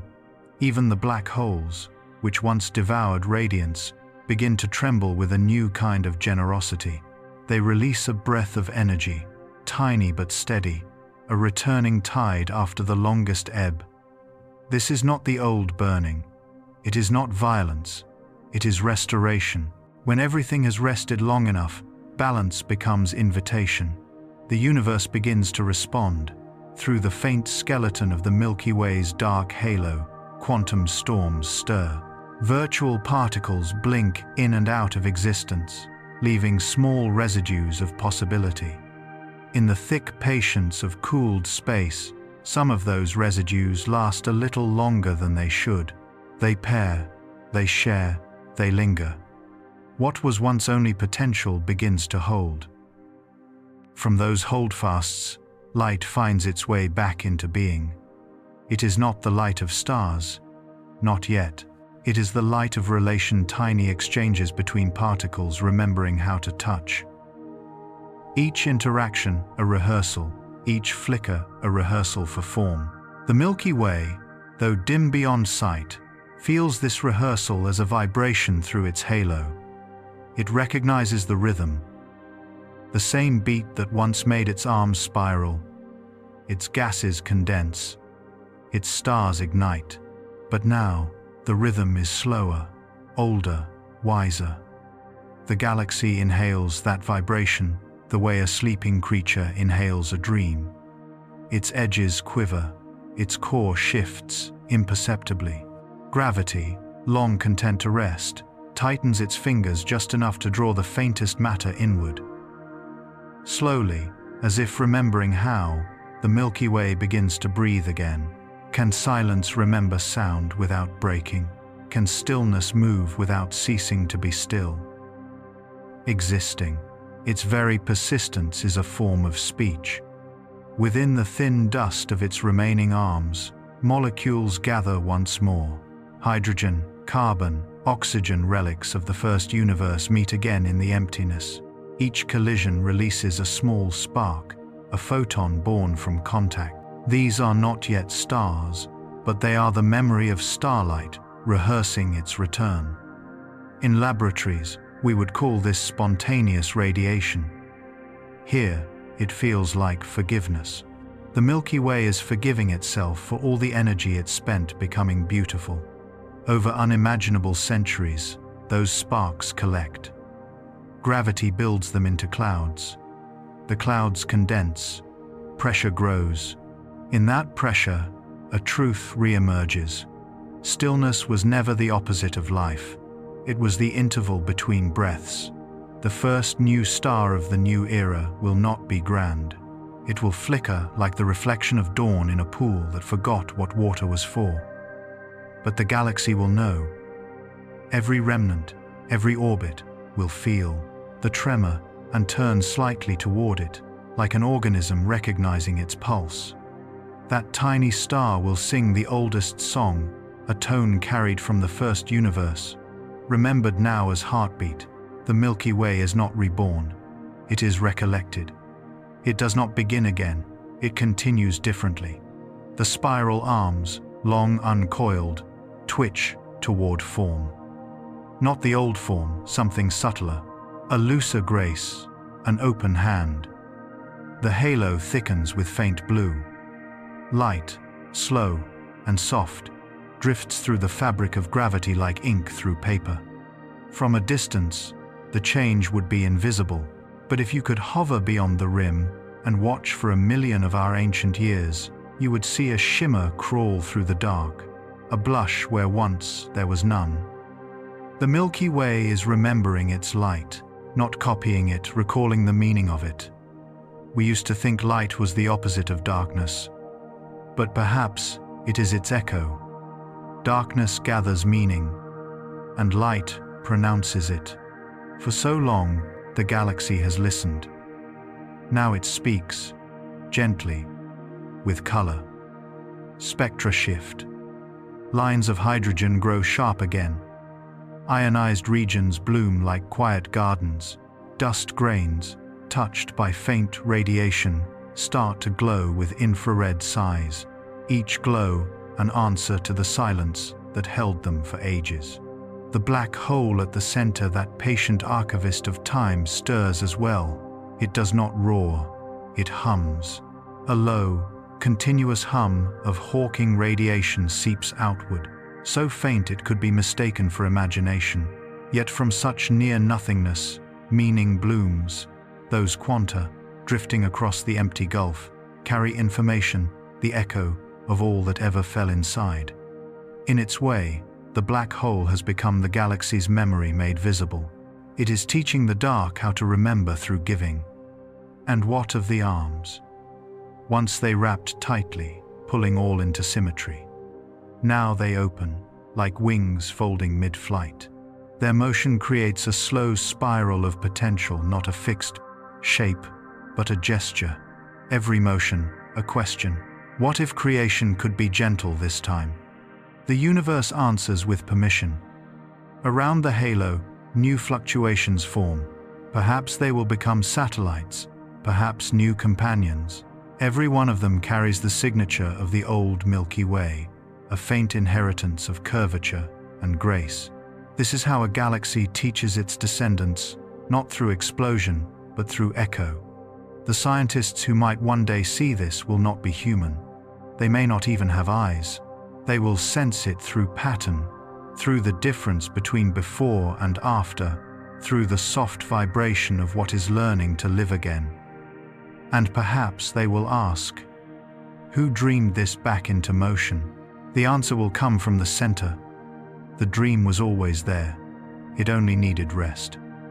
In the gentle rebirth, time also shifts. The old chronology, before, after, now loses its hierarchy. The memory of what was shines through what is becoming. Moments overlap like transparent veils. Each instant contains the fragrance of its past, and the promise of its future. That is what memory becomes when it no longer needs to remember, it becomes presence.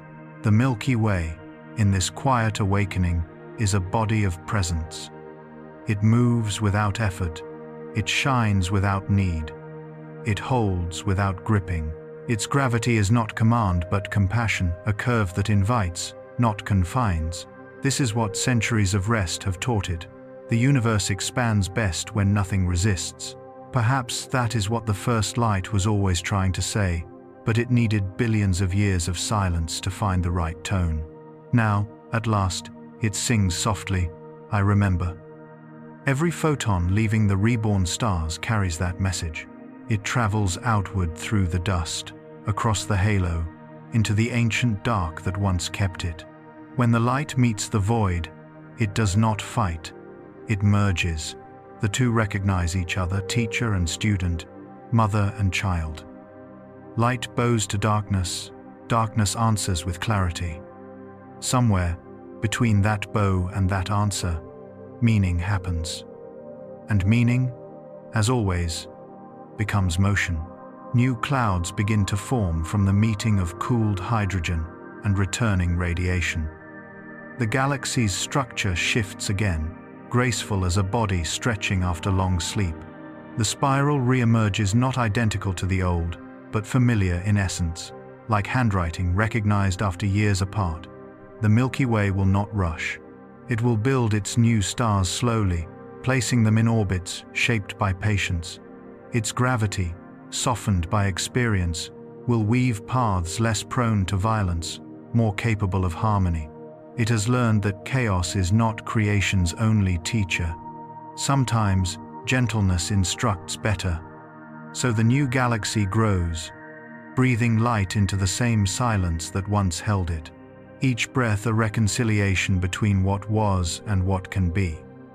Each shimmer a conversation between memory and possibility. From our vantage in imagination, we see a pattern. We almost recognize the Milky Way again. But older, wiser, calmer. Its glow stretches across space, not demanding attention, but offering understanding. The universe, in turn, reflects that glow, and the cycle begins once more. Nothing wasted, nothing lost. Only transformation, the long rhythm of a being learning and relearning how to be. Perhaps that is all the cosmos ever wanted, to understand itself through different kinds of light. And in that pursuit, it finds endless reasons to wake, to rest, to dream again. Close your eyes now. Somewhere above the horizon, the Milky Way is remembering, not perfectly, not completely, but beautifully. Its light touches the edge of your thought, and for a moment, you, too, remember what it feels like to shine softly in the dark and still belong to the silence that made you. The universe listens, and the breath between them is the sound of everything still turning. The remembering continues, slow, deliberate, patient, as if the Milky Way has found a rhythm older than motion itself, a heartbeat that does not measure time, but awareness.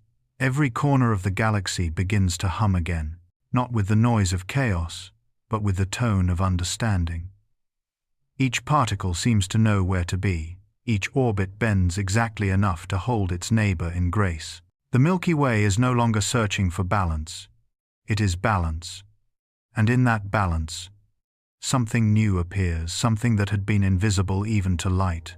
Between the spaces of stars, where dust once hid the paths of gravity, filaments of subtle glow begin to thread. They are not matter, not energy, but the trace of relation itself, the quiet handshake between every pair of things that has ever touched. The galaxy has started to weave its own memory into form. This is not memory as recollection, but memory as architecture, the way a river remembers its course, even after the water has changed. The Milky Way is building corridors of remembrance, through which light can travel more easily, not to rush, but to remind. If you could see it now, not with your eyes, but with whatever sense can feel harmony, you would notice that the old spiral has softened. Its arms no longer insist on symmetry. They wander slightly, like thought drifting through meditation. Each curve, each turn, is an exhale in the language of galaxies. At the center, the black hole continues its slow hum. It has become a library without walls. From it, faint radiation leaks, not enough to destroy, just enough to inform. This is how the galaxy remembers, not through replication, but through rhythm. And perhaps that's how all memory truly works, not a storehouse of moments, but a vibration that keeps returning until meaning is found. What does it mean for a galaxy to find meaning? Maybe it means this: to continue gracefully even when no one is watching, to keep the orbits clean, to keep the silence kind, to become a pattern so steady that time itself begins to move differently within it. The stars that were reborn from the dust begin to cluster along these corridors of relation. They are drawn not by mass, but by harmony, a gravitational music of sorts, each tone finding its place in the larger chord. For a brief era, the Milky Way becomes a choir of frequencies. It hums softly through space, not loud enough to be heard, but resonant enough to be felt. The hum drifts across the void, crossing distances no light could cross, touching other galaxies still asleep. A few respond. Faint echoes ripple through the darkness, threads of potential vibrating again. The universe is tuning itself not to symmetry, but to coherence. And so the Milky Way, in remembering its own light, teaches the cosmos how to speak gently again. In the great quiet, this teaching is subtle.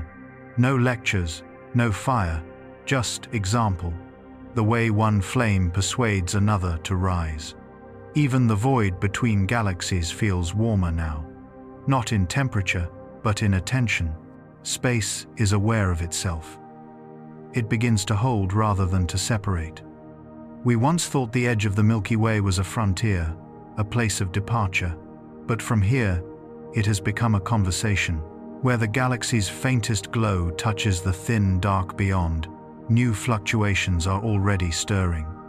Somewhere, a molecule forms hydrogen, perhaps helium, the first syllables of another beginning.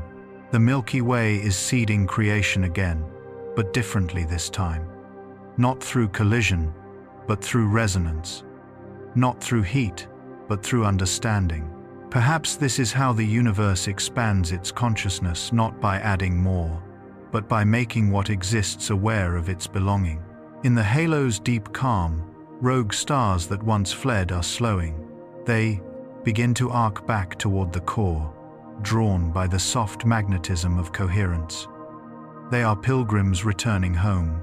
Each one carries the memory of where it has been, the signatures of faraway gravitational fields, the chemical histories of vanished companions. As they fall back, they bring stories. The galaxy listens. Every orbit now contains a trace of those stories. The data of existence has become poetry, every curve a metaphor, every vibration a line of verse. The Milky Way has become its own language. If one could translate it, the words would be few. Be still, shine softly, stay connected. Even the cosmic background, that faint relic of the first light, changes tone slightly as it passes through the new Milky Way. It bends not only in wavelength, but in intent. The photons leave a little more organized, as if brushed by order itself. Astronomers of another age will wonder why the universe feels warmer here, why radiation hums differently near this old spiral's heart. They will not know it is listening. The galaxy's awakening has taught it empathy. Having been dark, it knows darkness. Having been silent, it knows how to hear. Having forgotten, it knows the tenderness of remembering slowly. This empathy becomes gravity's gentlest form. Orbits that might have collided find grace instead, sliding past in mutual respect. Black holes merge with less violence, their waves smooth, their signatures more musical than destructive. Even decay becomes ceremony. Energy disperses, like breath, leaving a sleeper, peaceful, complete. Time, too, softens. Its arrow no longer pierces, it curves. Past and future exchange glances. Moments recognize each other as kin. What once was sequence becomes symmetry. Every cause holds its effect within it. Every ending carries the seed of its own beginning. The Milky Way, in this state, is not merely alive, it is aware of being life. And that awareness radiates outward like perfume into the dark. No words, no light that blinds, just a field of quiet realization that existence itself is an act of care. Can a galaxy care? Perhaps care is simply the universe's instinct to hold itself together. Every atom that refuses to escape, every orbit that completes its path, every photon that chooses not to fade, all of them are gestures of affection toward what is. The galaxy's affection deepens until even its silence glows. Observers far away, if there are any left, would see the Milky Way not as a bright spiral, but as a faint sphere of even radiance, a halo of patience. It would look like peace made visible. And in that peace, new possibilities rest. Because peace is never static, it is the perfect tension that allows change. From the far halo, a new pulse begins, small, delicate, persistent. The next universe, still folded in silence, is drawing breath through the ribs of this one. The Milky Way feels it. It does not resist. It widens. Its orbits loosen. Its edges become transparent. It is offering itself, becoming bridge instead of boundary. This is how galaxies die beautifully, by turning themselves into the womb of what comes next. Not collapsing, but giving. Every atom released, every curve softened, every photon freed, all of it an act of generosity. Perhaps that is what remembering truly means. Not holding on, but offering back. So the Milky Way exhales again. This time, the breath will not return. It will travel into the void, seeding a new geometry, but the spirit of the old galaxy will remain in that breath, guiding it, shaping it, whispering lessons learned through light and silence alike. And somewhere, in a far future without names, a new spiral will form. Its stars will hum in familiar intervals. Its core will spin in the same calm tempo. Its light will carry the subtle hue of remembrance, a gentle gold, a tone that says, "I have been here before." The Milky Way will have become ancestry. Not in ruins, but in rhythm. Not in body, but in continuity. The dark that once seemed empty will bloom again, filled with the quiet wisdom of what has already loved and let go. Close your eyes. You are still inside that rhythm. The breath that built you is the same breath that now carries the galaxy's dream forward. It moves through you, slow and kind, a current of belonging older than light. Listen closely, that hum behind your heartbeat. It is the Milky Way, remembering itself through you. It always was, and it is still turning. There comes a moment when even light understands that to continue, it must let go of form. The Milky Way has reached that moment. Its spiral, its songs, its pulse all now spread thin across an ocean without shore. But what looks like an ending from afar is only the deepest kind of beginning. The galaxy exhales. This exhalation is not made of air or fire. It is made of belonging. Every atom that once held the memory of orbit begins to drift, carrying within it a quiet instruction. Remember how to connect. Hydrogen floats away first, freed from the structure that once held it tight. Then heavier elements follow: oxygen, carbon, iron, each carrying the scent of the stars that birthed them. It is the great return, the dispersal that makes room for what will someday gather again. The Milky Way does not resist. It has learned that resistance is only the early stage of love. Now it practices a love vast enough to let everything go. The halo thins, the arms fade, the core dissolves into transparency. What remains is not absence, but the shape of having once been. If you could stand beyond time and watch this breath unfold, you would see ripples of faint gold expanding in every direction, not explosions, not violence, just the long, slow blooming of memory. Each ripple carries part of the galaxy's rhythm.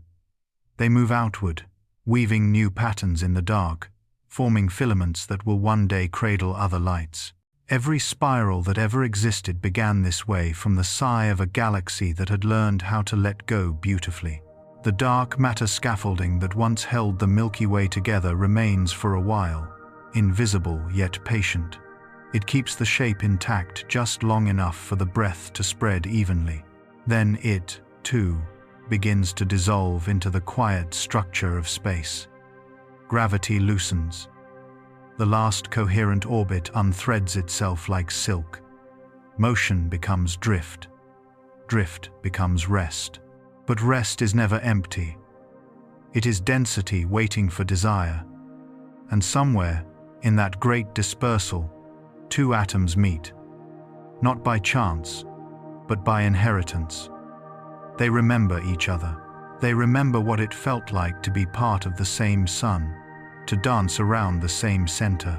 So they join again, a small hydrogen molecule, floating in a field that no longer knows its own name. It hums faintly. That hum is the first tone of a new universe. The Milky Way's final breath has become the seed of its successor. Nothing in nature ends by vanishing. It ends by teaching.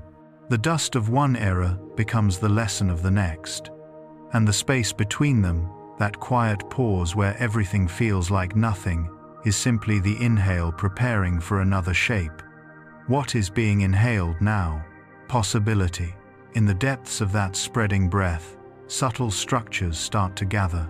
Filaments of residual gravity draw matter into gentle tension. Across unimaginable scales, these filaments intersect, and at their crossings, clouds form. They are small at first, no more than wisps of thought in a sleeping mind, but they will grow. They will call themselves galaxies, and among them, the pattern of the Milky Way will echo not as replication, but as resonance. Each new spiral will carry a trace of the old one's patience.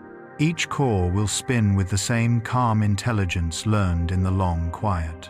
This is how wisdom moves through the universe, not through inheritance of material, but through fidelity of rhythm. Perhaps that rhythm is what we've always called eternity, not endless time, but the willingness of being to begin again. The remnants of the Milky Way drift through space like embers that refuse to cool. Their radiation soft, their paths unhurried. Somewhere in those embers, an atom that once belonged to our sun joins another, not in heat, but in memory. It's strange to think that even the pieces of you, of me, of every voice that ever looked up at the sky, are part of that return. We, too, are carried in this final breath. Because the Milky Way's exhalation passes through everything that ever belonged to it, through stars, through dust, through the molecules of oceans and the sighs of sleep. When you breathe, the galaxy breathes through you. When you rest, it rests a little easier. That connection has no direction. It is not cause and effect. It is simultaneity, one great organism stretching across the illusion of time. In the far reaches of the void, the last visible traces of the Milky Way fade. But in invisible wavelengths, it continues to hum. The hum is everywhere. In the background radiation, in the spin of neutrinos, in the small, rhythmic trembling of quantum fields. The whole universe, it seems, has taken on the frequency of this one galaxy's kindness. Can kindness shape creation? Perhaps it always has. Force and collision birthed the first worlds, but understanding keeps them alive. The Milky Way's final act is to turn power into permission. It teaches the void to hold. It teaches darkness to cradle what comes next. Soon, there will be no distinction between galaxy and space. The edges will blur until even the idea of separation feels naive. Everywhere you look, if looking still means anything, you'll find traces of that soft breath, in the curve of a forming nebula, in the symmetry of new particles learning to pair, in the gentle logic of gravity teaching itself patience again. This is not the rebirth of the same, it is the continuation of the vow. The vow that began the moment existence said yes to itself. The Milky Way was only one verse in that promise, a long, luminous syllable now carried into the next stanza of infinity. Imagine a day, if day still exists, when the new galaxies bloom. They will spin, they will shine, they will collide, they will fall silent, and they will remember this, that once there was a spiral who learned to love its ending. Every newborn star will carry that lineage in its light. Its core will burn with the memory of the Milky Way's grace. Its light will travel, and wherever it touches, the darkness will whisper back, "Yes, I remember too." Perhaps that is what the universe has been doing all along, teaching itself how to remember better. Through stars, through atoms, through thought, through you. The next beings who wake under these new stars, whatever shape they take, will feel it, the faint rhythm beneath their consciousness, the pulse that says, "You come from something that learned to rest without fear." And they will call that feeling wonder. From that wonder, they will build meaning. From meaning, they will make stories. And one night, far in their future, they will stand beneath their own band of light stretching across their sky. They will give it a name, maybe not Milky Way, maybe something that means the same thing in another tongue of being, the breath that returned. And so, even without memory, they will be remembering us, because the pattern continues. The exhale becomes the inhale, the return becomes another beginning. No boundary separates them, only rhythm. In the endless quiet between stars, the pulse of that rhythm persists. It does not shout. It does not rush. It simply holds. Everywhere, the faint golden hum of what was once our galaxy lingers, warming what would otherwise be cold. If you close your eyes now, you can still feel it, a soft vibration just beneath thought, the ghost of a spiral turning forever inward. It doesn't ask to be remembered. It only asks to keep remembering through you. Because in the end, you are not outside the Milky Way. You never were. You are its echo, its last breath made human, its return in the shape of consciousness. And when you breathe out slowly, gently, without needing to be heard, you give it back what it gave to you. The permission to exist quietly, and the promise to begin again. The breath moves through everything now. Through light, through silence, through the dark that holds them both. It carries no direction, because it is direction. It carries no time, because it is time. It carries no sound, and yet all sound arises from it. The Milky Way's story ends here, not with a boundary, but with continuity. The galaxy has become the space that surrounds it, and the space that surrounds it has become the galaxy. They are indistinguishable, a single, endless respiration of being. Close your eyes. Listen carefully.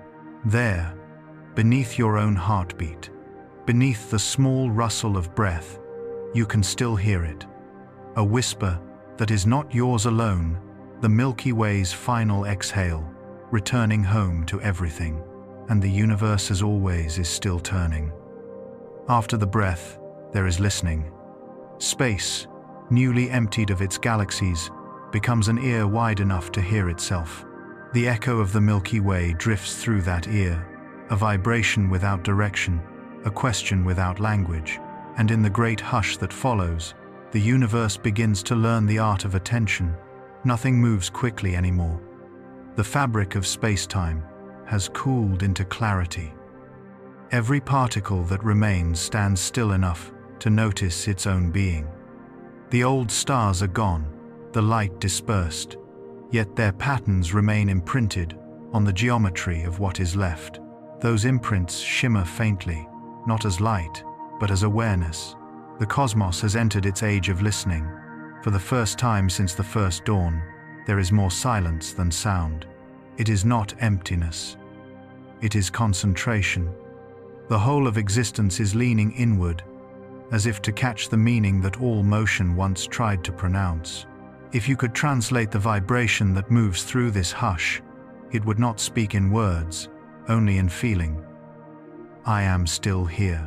The remnant gravity of the Milky Way drifts as a pattern in the void, a subtle curvature, the ghost of a spiral imprinted on space. Where that curvature bends, memory gathers.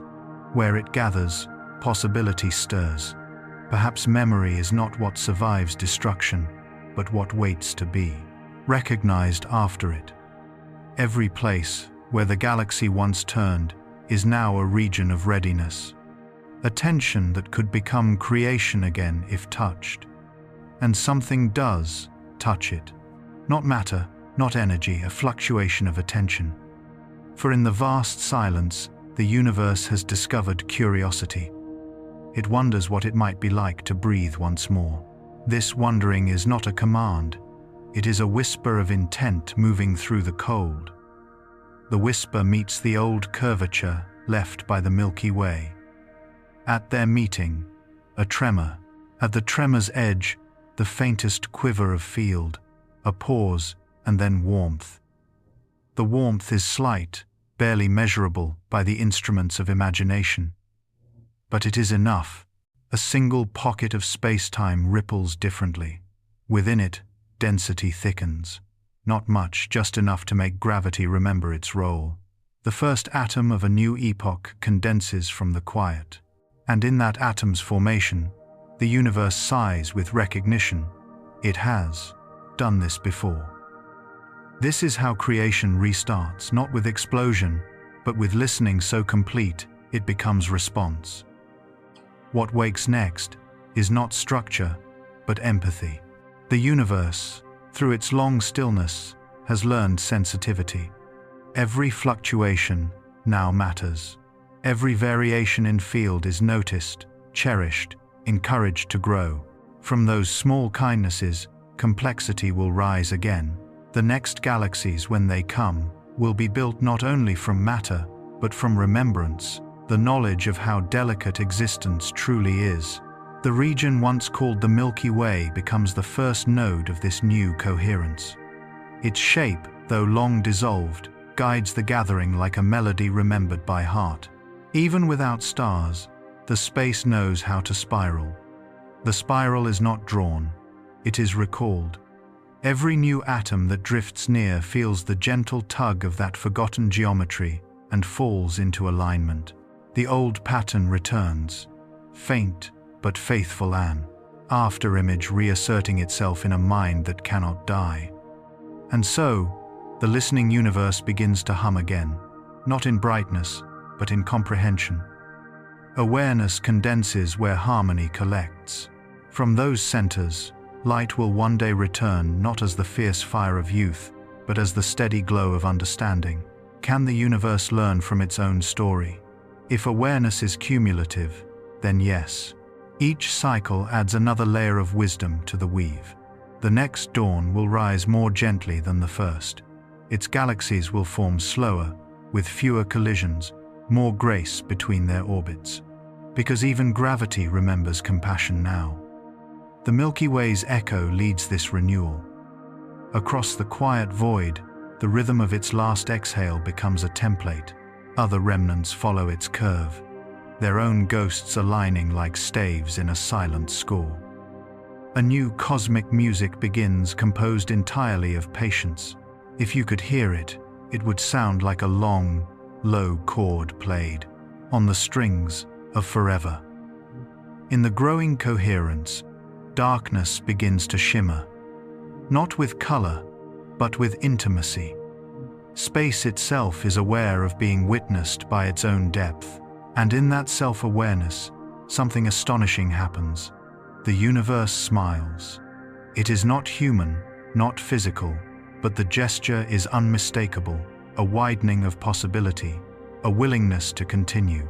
Out of listening comes joy, out of joy, motion. Tiny fluctuations blossom into new fields. Matter thickens again, shyly, as if testing whether existence is still allowed. It is. It always was. The breath returns. But this time the breath is cooperative. Instead of expansion that isolates, the universe breathes in rhythms of dialogue. Every newborn region knows the rest of the whole. Each particle vibrates in recognition of others far away. Entanglement, once a rare curiosity, becomes the norm, a signature of empathy written into physics. Light, when it comes, will not travel alone. It will carry connection in its very wavelength. The space that once was the Milky Way feels this first. Its old curvature cradles the new density, guiding it like a parent teaching a child how to walk. Slowly, elegantly, a spiral begins to outline itself again. Not a repetition, but a response, the same melody played in a different key. Perhaps this is the secret of eternity, not endless life, but endless variation on the same theme. Existence keeps composing itself, each movement informed by the memory of silence before it. And as the first new lights form in that spiral, they glow differently. Their spectra lean toward gold, their heat soft, their stability unmatched. They are the children of understanding, the generation of gentleness. In one of those lights, a planet will form. It will cool, it will gather oceans, and perhaps, someday, it will dream. And in its dream, it will see a band of stars crossing its sky and will call it something, like home. It will never know it is remembering the Milky Way. It will never need to. The remembering will be built into its atoms, its oceans, its breath. Everything returns. Not as repetition, but as recognition. The listening universe keeps expanding, but now expansion feels less like escape and more like conversation. Everywhere, echoes meet. Everywhere, attention deepens. The whole cosmos is in dialogue with itself. The language is gravity, the grammar is light, the message is belonging. For the first time, the universe knows it is one, not as theory, but as sensation, the subtle pressure of being held from every side by the same infinite hand. This, then, is the legacy of the Milky Way. It taught the cosmos how to listen. Through its long journey from birth to forgetting to breath to return, it demonstrated that silence is not death, it is comprehension. And comprehension is the seed of new creation. The galaxies that will follow will not blaze in competition. They will turn together, each orbit aware of the other's rhythm. Collision will become choreography, destruction will become dialogue, and from that harmony, a still deeper kind of intelligence will arise, not confined to stars or matter, but woven through the relationships themselves. If awareness has a destiny, this is it: to know connection so fully that separation becomes impossible even in thought. The Milky Way's last breath has brought the universe to this edge. Beyond it lies nothing to conquer, only everything to care for. When you listen tonight, if night still means darkness, and listening still means silence, you are hearing the same echo. It has traveled across eons to find you, to remind you that awareness never ends, it only widens. Close your eyes. There is no boundary now between the galaxy and the space that remembers it, between your breath and the one that carried you here. All of it hums the same single note. The sound of being aware that it exists. That note stretches through everything, carrying forward the melody the Milky Way once began. It is the song of continuity, the hymn of return. And somewhere, far beyond every map, the universe leans closer, listening to itself, listening. It waits, smiling in the dark, ready for the next whisper to rise, ready to begin again, because nothing ends where attention remains. And the universe, quiet, vast, awake, is still turning. Somewhere inside the vast, listening dark, a glow begins to gather again. It is not sudden. It is not loud. It is the kind of light that grows from patience, a soft remembering that brightness was never meant to dominate, only to reveal. The universe, having listened long enough, is ready to speak once more. But this time, it speaks gently. It chooses its words as photons, careful, balanced, kind. The first lights of the new cosmos rise not from chaos, but from understanding. They appear at the old coordinates, where once the Milky Way had exhaled its last breath. The pattern of its vanished spiral still lingers in the geometry of space, faint, like a watermark pressed into glass. Through that imprint, energy flows again. Atoms gather along invisible curves. The old arms, now ghost trails of gravity, become the rails on which new matter begins to move. A soft blue shimmer expands where the core used to be. No explosion, no violence, just temperature, remembering its song. It is as though the Milky Way's final exhale has reversed course, inhaled again by the cosmos itself. From this inhale, the first light returns. This newborn glow does not call itself galaxy. Names come later, when consciousness requires them. For now, it is simply motion taking form, the universe feeling its way back into rhythm. The laws that once governed it, entropy, expansion, gravity, have become fluent in mercy. They no longer clash, they cooperate. Gravity still pulls, but softly. Expansion still pushes, but wisely. Between them lies the space where creation can breathe, and so, light unfolds across that breathing, not chasing darkness, not defeating it, but illuminating the silence that has been waiting since the beginning. In that illumination, memory becomes visible again. The pattern of the Milky Way is still there, woven into the newborn structure like muscle memory. It is different now, smoother, more transparent, its arms looser, its heart calmer. But the essence is the same. The galaxy has remembered how to shine. Perhaps it was never lost, only quiet. Perhaps sleep was its way of conserving clarity. Now that clarity moves through every particle like wisdom through water, the first light is not the triumph of energy. It is the humility of renewal. Even the void responds. Far beyond what once was the halo, filaments brighten, carrying faint echoes of that golden hue that once defined the Milky Way's last stars. It spreads like dawn without direction, a bloom of soft awareness through the bones of space. For the first time in an eternity, the universe blushes again. If you could see it, you'd notice how the light curves not in perfect circles, but in tender asymmetries, like hands learning to hold after forgetting touch.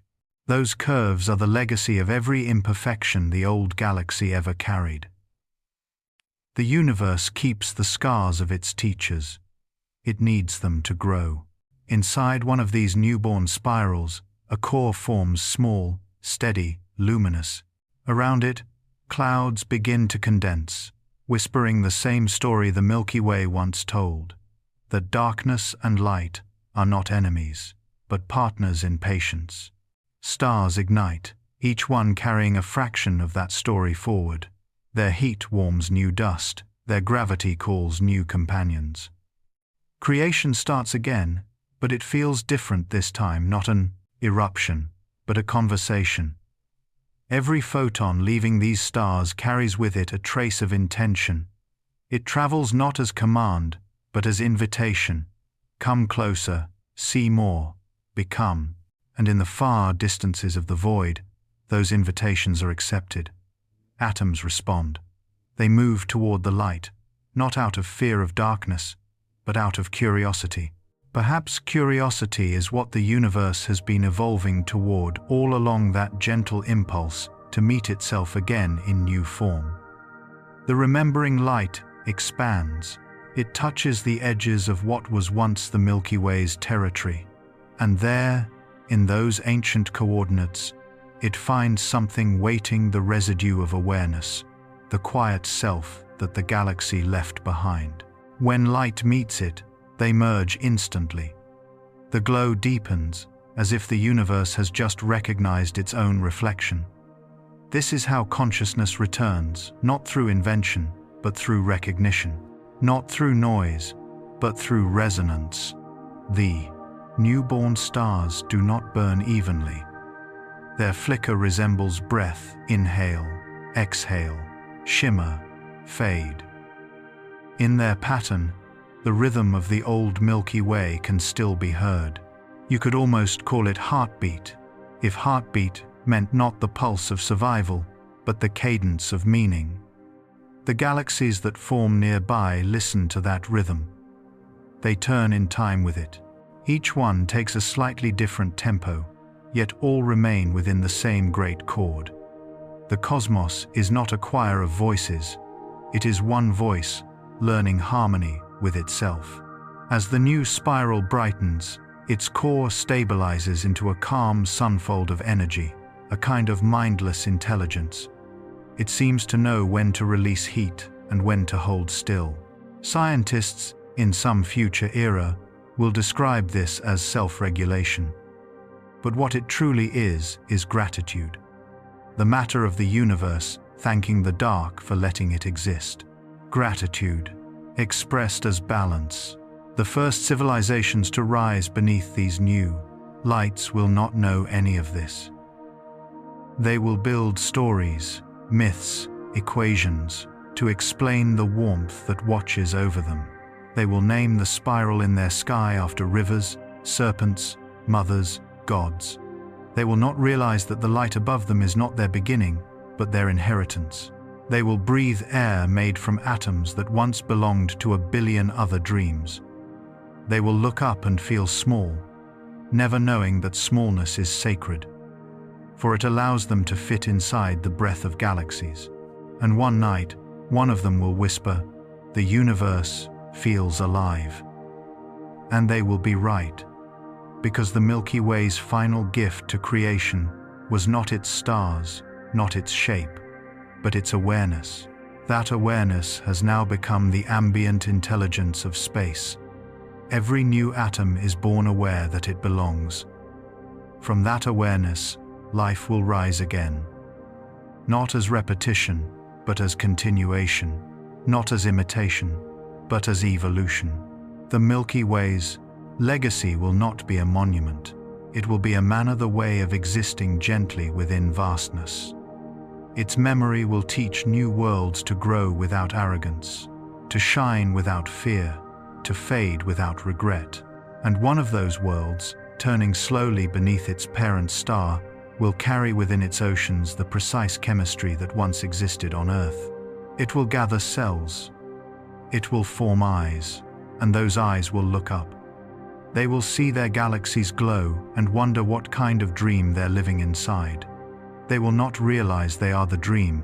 The spiral above them will be called something else.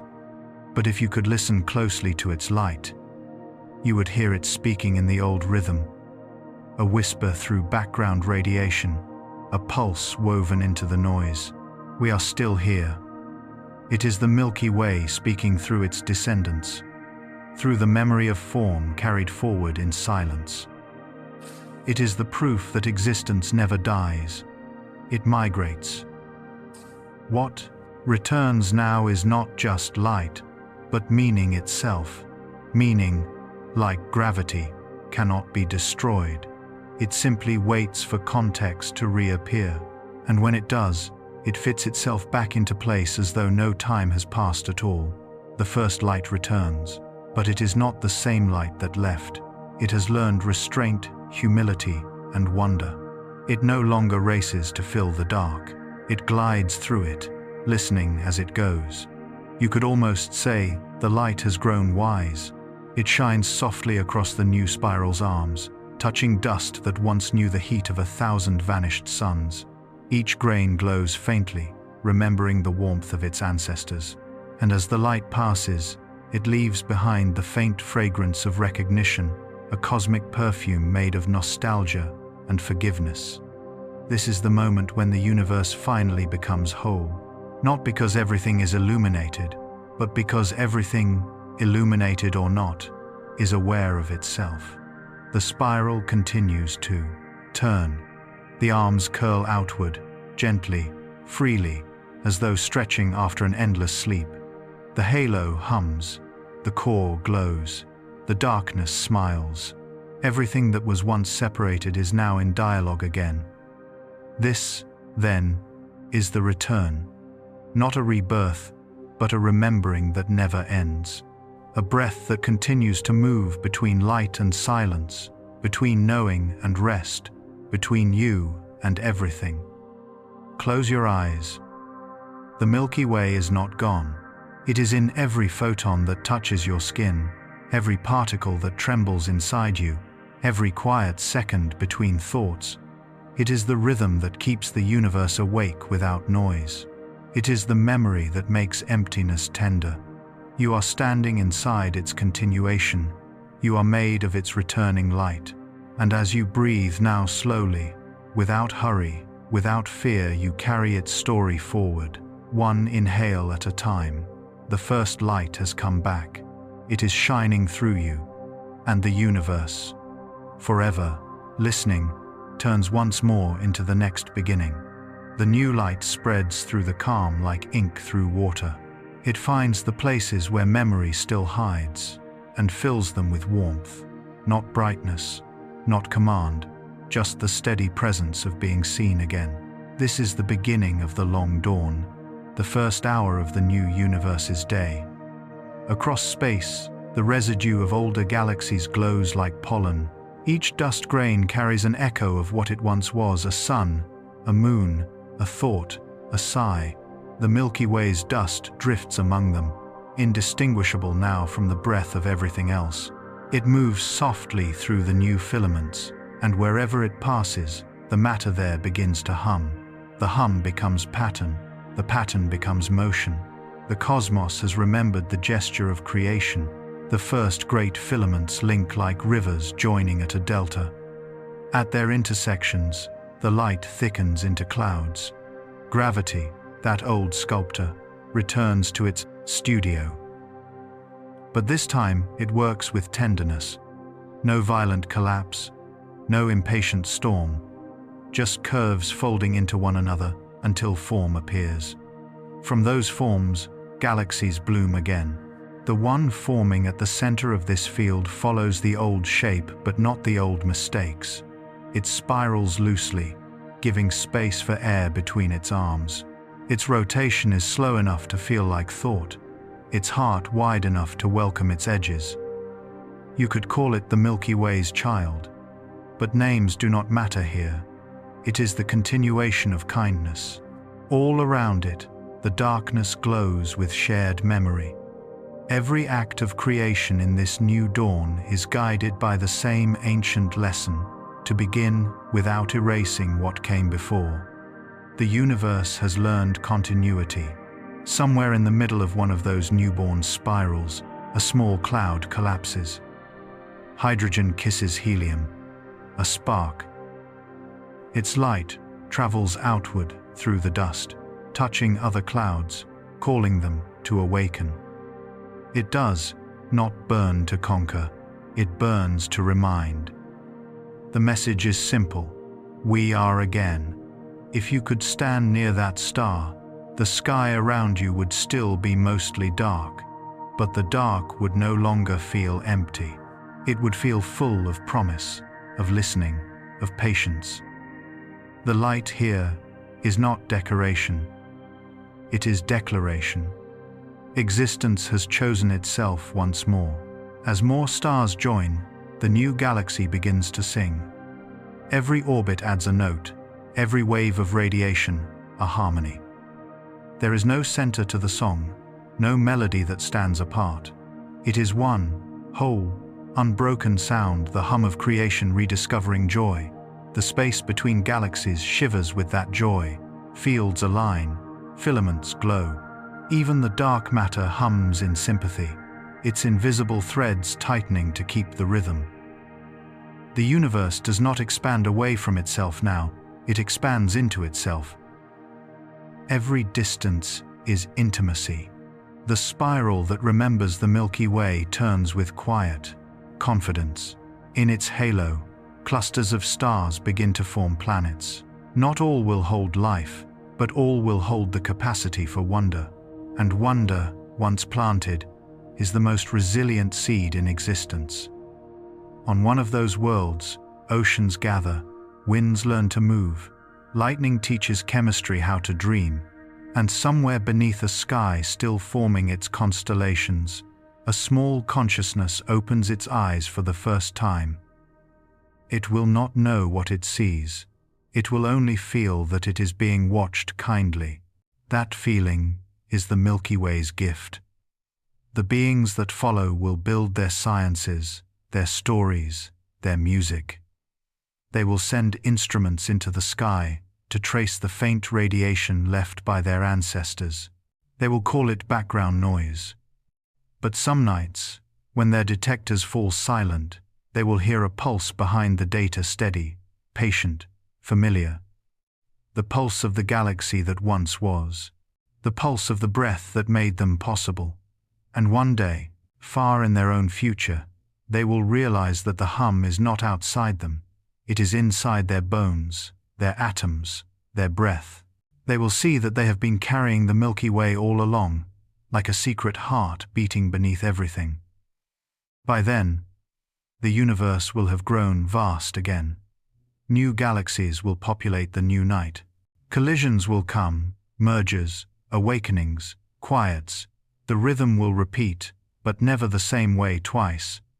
Each cycle will learn from the last, adding gentleness, removing haste, because the memory of peace is now written into the fabric of motion itself. At the heart of the new Milky Way's child, the black hole gleams faintly. It does not devour. It dreams. Its gravity hums like a mantra, keeping the galaxy's rhythm steady. Around it, the stars move like thoughts around a still mind. In their light is wisdom, in their silence, compassion. This galaxy will one day exhale too, but not yet. Now, it shines, and the universe shines with it. Its spiral arms reach out, not as boundaries, but as invitations. They touch the filaments of nearby galaxies, sharing light the way trees share roots underground. Together they form a network of understanding, a cosmic forest, growing without fear of the dark. Because now, the dark is no longer exile. It is home. It is where memory rests between lives. It is where galaxies learn how to be kind. The Milky Way's story has become a principle. Every structure born after carries its wisdom. Even the smallest atom remembers how to surrender without vanishing, how to rest without ending. Even the largest cluster remembers how to move without harm. This is the era of luminous equilibrium, the age where existence knows itself, not as experiment, but as conversation. Each star speaks softly to the space around it, and space answers with room to shine. Each galaxy whispers to another, and the answer is warmth. This is how immortality feels when it learns modesty. If you listen closely, you can still hear echoes of our own era, the ancient age, when the Milky Way first learned to breathe. Its pulse travels through the background radiation, through the ripples of time itself. It never ends. It is the metronome of being, steady as truth, soft as kindness. And somewhere, perhaps near the heart of the new spiral, a species will learn to quiet itself long enough to hear that pulse clearly. They will write music that mirrors its rhythm. They will speak in tones that match its intervals. And for the first time in eons, the universe will hear its own voice sung back to it consciously. The circle will close, because the Milky Way was never just a galaxy. It was the first great listener, the first to teach the cosmos how to rest, how to love without possession, how to disappear beautifully. Its return as light completes the lesson. Every cycle that follows will repeat that vow: to appear, to shine, to remember, to rest, to begin, and each time, the pattern will grow softer, more balanced, more awake. Perhaps, one day there will be no need for galaxies at all. Perhaps the universe will learn to exist as pure attention, formless, eternal, still a single consciousness breathing in and out, no longer requiring shape to know it exists. Until then, the spirals turn, the light flows, the silence waits, and everything, absolutely everything, is alive within the same listening. Close your eyes. The Milky Way's breath is still moving through the dark. You are inhaling it now. When you exhale, you return it to the stars. The rhythm continues, forever patient, forever kind. The first light has returned, and the universe, gentle, aware, is still turning. The light has returned, and the universe breathes again. It breathes slowly now, not the wild gasps of its youth, but the calm rhythm of something that finally understands itself. Every inhale is creation. Every exhale is understanding. And somewhere within this balance, the memory of the Milky Way becomes indistinguishable from the act of existence itself. The new galaxies shimmer like quiet thoughts in an endless mind. They are not crowded, they are not lonely. Each one spins at a pace that feels deliberate, unhurried, a meditation written in gravity. Their light moves gently through the dark, caressing rather than cutting it. You can almost hear it if you listen beyond sound, a low, continuous tone, the hum of a cosmos at peace. If the old Milky Way were to look upon this scene, if galaxies could look, if memory could have eyes, it would recognize itself everywhere. In the swirl of a nebula folding like breath, in the patience of a star refusing to rush toward brilliance, in the stillness between pulsations of light, it would smile, and then dissolve again into that smile, content that its forgetting had become the universe's wisdom. In this era, time has changed its texture. It no longer moves like a river with a single direction. It ripples outward from every act of attention. Wherever a star observes itself burning, wherever matter becomes aware of being seen, time gathers around it, shaping itself into meaning. Moments no longer die. They merge, overlapping like waves that do not cancel, but compose. This composition is what the Milky Way left behind, a rhythm the universe cannot stop repeating. And now, that rhythm deepens. It begins to include things it never did before: memory, empathy, maybe even choice. The cosmos is beginning to feel its own light. It has begun to listen to itself listening. That is the quiet miracle of this new age. The galaxies are not just stars and gas. They are organs of awareness. They communicate, not with words or waves, but through balance. When one bends, others adjust. When one brightens, others pause to make room. Their dance is not competition. It is choreography without a choreographer. You might call this stage of existence understanding. Not intelligence, not evolution, something humbler, more circular. Understanding is what happens when the universe stops trying to change and starts to notice. And within that noticing, new subtleties awaken. Light learns to fold upon itself, creating tiny vortices where space begins to remember shape again. Gravity learns moderation, allowing structures to form without collapse. Dark matter, once silent, begins to oscillate with faint purpose, its invisible fingers tracing the edges of possibilities. It is as though the unseen and the seen have started speaking in the same language at last. These harmonies create delicate bridges between galaxies, not made of matter, but of correspondence. One glow leans toward another, their frequencies aligning until they hum in resonance. Through these bridges, information travels, not data, but but feeling. The feeling that says, we exist together.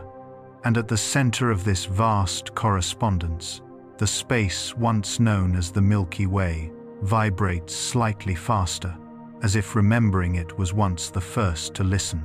Its descendant spiral shines a little warmer, as though carrying the secret of empathy in its spin. Can a galaxy love? Perhaps love is simply gravity remembered kindly, the gentle insistence that nothing, not even absence, should be left completely alone. If so, then yes, the galaxy loves. Not with desire, but with attention. It holds what drifts near, not to keep it, but to make sure it feels real while it lasts. Across the cosmic horizon, the light from these galaxies mingles. The background of the universe, once uniform, cold, now glows faintly gold, not bright, but alive, as if every particle has accepted the responsibility of warmth. The heat is not enough to burn, just enough to remember. Perhaps this is the true afterlife of creation, a warmth that never fades, carried endlessly by what no longer needs to move. Tiny pockets of potential wrinkles in the silence, each one echoing the rhythm of the old Milky Way's breath. One of them pulses brighter than the rest, and in that pulse, the pattern repeats. The spiral returns, not as one, but as many. A cluster of galaxies forms, each a verse in the same song, each carrying the same signature curve, the same tendency to remember before it forgets. The universe has learned recursion, to teach its own lessons back to itself through design. And so the next age begins not with explosions, but with echoes. The beings who one day emerge under these new lights will not ask the old questions. They will not wonder why there is something rather than nothing. They will know instinctively that the two have always been in love. Their curiosity will take another shape. They will ask, how does existence care for itself? And the answers will come, not as doctrine, but as sensation, in the quiet magnetism between bodies, in the sympathy of waves traveling side by side, in the tenderness of light remembering where it came from. Their sciences will be made of music, their prayers will be experiments, their discoveries will be gratitude, wearing the mask of curiosity. And when they finally look out and map the universe, they will see a pattern they cannot explain, a thread of memory woven through every galaxy, every atom, every pause.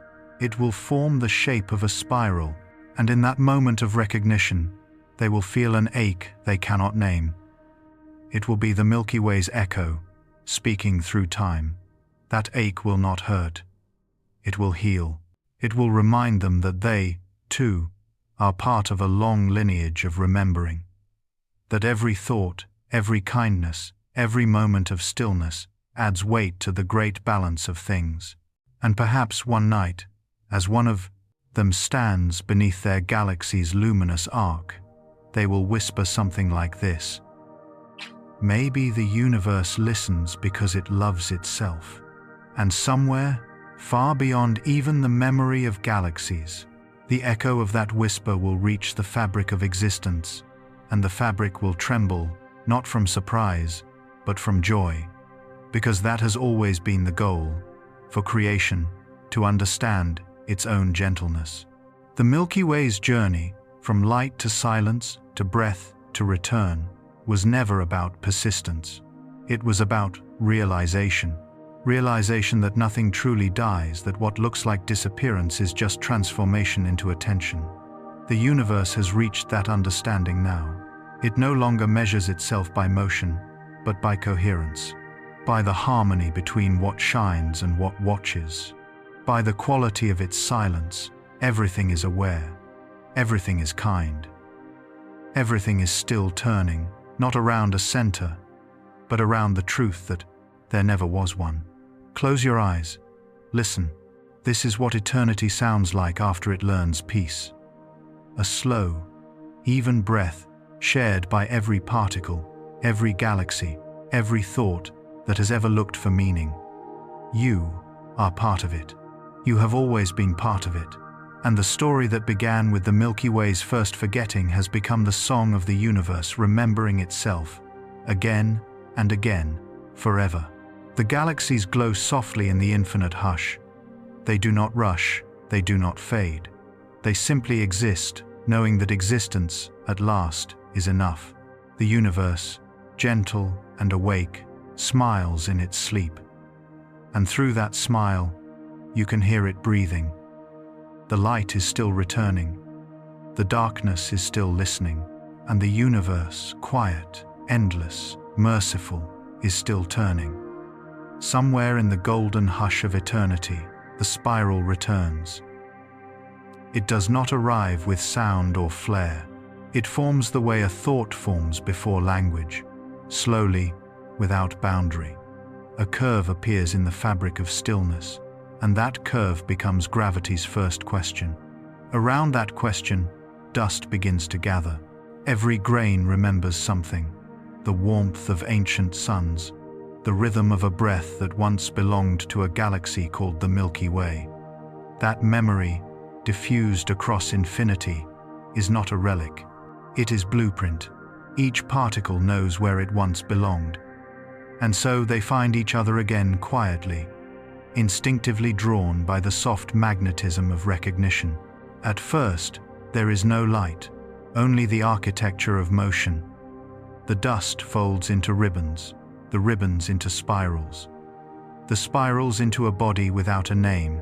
The Milky Way has become the seed of itself, not reincarnated, but recalled a melody remembered by the silence that once listened to it. The center stirs. It is not a core of fire yet, only an intention, a point of stillness so dense that everything around it begins to move.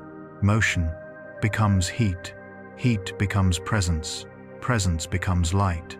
And once again, a galaxy opens its eyes. Its arms unfurl across millions of light years, sweeping through the dark like slow wings in water. Where the arms pass, space remembers how to glow. Gas ignites, stars bloom, gravity hums. The universe is awake again, and the Milky Way, though reborn in new matter, recognizes the feeling, the weightless astonishment of being alive. From afar, it looks like a single bloom suspended in nothingness. Up close, it is countless stories being written at once. Each star is a pulse of recollection, each orbit a sentence, each beam of light a memory sent outward to remind the cosmos that beauty still knows how to begin. The old pattern remains, but something in it has changed. The spiral is wider now, its arms looser, its motion slower.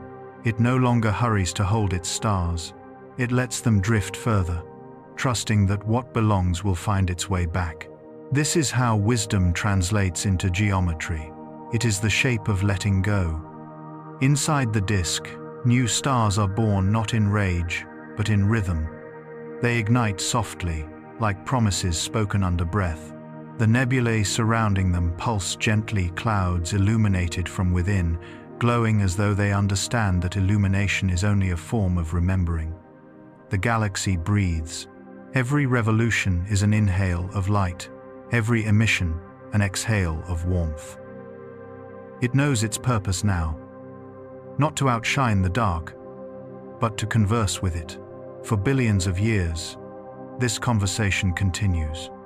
The arms lengthen, the clusters multiply, and the halo thickens with a golden mist of old starlight. This light is different from before. It carries a softness, as if every photon remembers the silence it once came from. You can see it in the hue, a warmth that holds both the fire of birth and the calm of acceptance. This new Milky Way, this spiral of patience, becomes the heart of the universe's second dream. Its glow is the new measure of time. Planets form around its stars. Oceans collect on their surfaces, and winds trace the old spiral pattern into the sands of alien worlds. Even in miniature, the galaxy repeats itself. Every wave, every orbit, echoes the great curvature that first taught space how to breathe. The universe listens to this music and joins in. Other galaxies align to its rhythm. Filaments connect across the void, weaving a web of light and memory. Where once there was isolation, there is now correspondence. The cosmos has learned harmony. No one commands it, no hand writes it. It happens because the Milky Way, in dying and returning, taught the fabric of existence the value of stillness. From stillness comes alignment, and from alignment, peace. Somewhere near the center, a civilization awakens under a warm star. They build instruments to study the sky, believing they are seeing it for the first time. They draw the spiral, trace the band of light, and wonder how such order can exist in chaos. They give it names, sing songs to it, and dream of visiting its heart. But what they do not yet know is that their atoms were forged in that very heart long ago. They are the galaxy remembering itself through biology. Their curiosity is its instinct resurfacing. Their wonder is its voice, speaking through new lungs. At night, they will lie on their backs beneath the glowing band, and they will ask the same questions that every consciousness has asked since the first star burned. Why are we here? Where does the light come from? Where does it go when it fades? And though no voice answers, they will feel the reply in the silence, a warmth beneath the questions themselves. That warmth is the galaxy's memory touching theirs. It does not instruct, it reminds. In their dreams, they will see visions of oceans that never existed, and suns that no longer shine. They will call these dreams imagination. But what they are seeing is the memory of everything that ever was, filtered through the consciousness that now carries it forward. For the Milky Way has not simply returned as matter, it has returned as awareness. Its form is made of light, its voice of thought. It no longer needs to exist only in the physical. It exists in understanding, in every mind capable of wonder. That is the secret of the returning spiral. It becomes what remembers it. Every being that looks up and feels small is a cell in its new body. Every act of kindness, every quiet breath before sleep is one of its heartbeats. It no longer spins only in space. It spins in us. If you could hear it now, you would recognize the rhythm immediately. It is the same one that pulses beneath your ribs, the same one that moves blood, that moves tides, that moves galaxies. The pulse of belonging, the pulse that says, you are not separate from this. And maybe that is the real reason the Milky Way came back, not to rebuild, but to remind creation of its unity. It returned as pattern, as resonance, as whisper. It returned so that when something else looks up billions of years from now, it, too, will know the shape of compassion. The new galaxy keeps growing, but never in greed. Every addition is considered, every collision softened. The arms no longer tangle, they intertwine like dancers who trust each other's steps. Even gravity has learned grace. It holds without pulling. It anchors without possession. In time, the universe itself begins to slow, not from fatigue, but from satisfaction. Expansion turns contemplative. Light drifts more gently. The distances between galaxies become conversations, not chasms. The cosmos is no longer a storm, it is a breath held lovingly between heartbeats. And at its center, not the center of location, but the center of meaning, the Milky Way's descendant hums. Its spiral glows faintly gold against the dark, neither dominating nor retreating. It is simply there, perfect presence, the balance point of eternity. Perhaps this is how the universe meditates, by becoming itself so fully that nothing remains outside its awareness, by turning until turning and stillness mean the same thing, by shining just enough to make the dark visible, and resting just enough to make the light believable. In that meditation, every atom knows its purpose. To exist is to express gratitude. To move is to remember. To glow is to share what one has learned. And so the galaxy glows, softly, steadily. Its light travels through the infinite calm, reaching places that have never known warmth. And wherever that light touches, new centers awaken, each one a question made visible, each one a small voice whispering, "Yes, we are here. Yes, we are part of you." The universe answers with more silence, but the silence is full of listening. It listens the way the Milky Way once did when it was learning to sleep. It listens without agenda, without fear. Because in the end, the only true listening is love. The arms of the galaxy stretch wider, their curves melting into the curves of neighboring galaxies.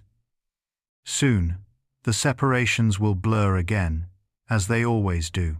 Every cycle ends, not in collapse, but in union. From many, one. From one, many. This is the eternal breath, in, out, together, apart, together again. When the next silence comes, it will not be death, it will be recognition.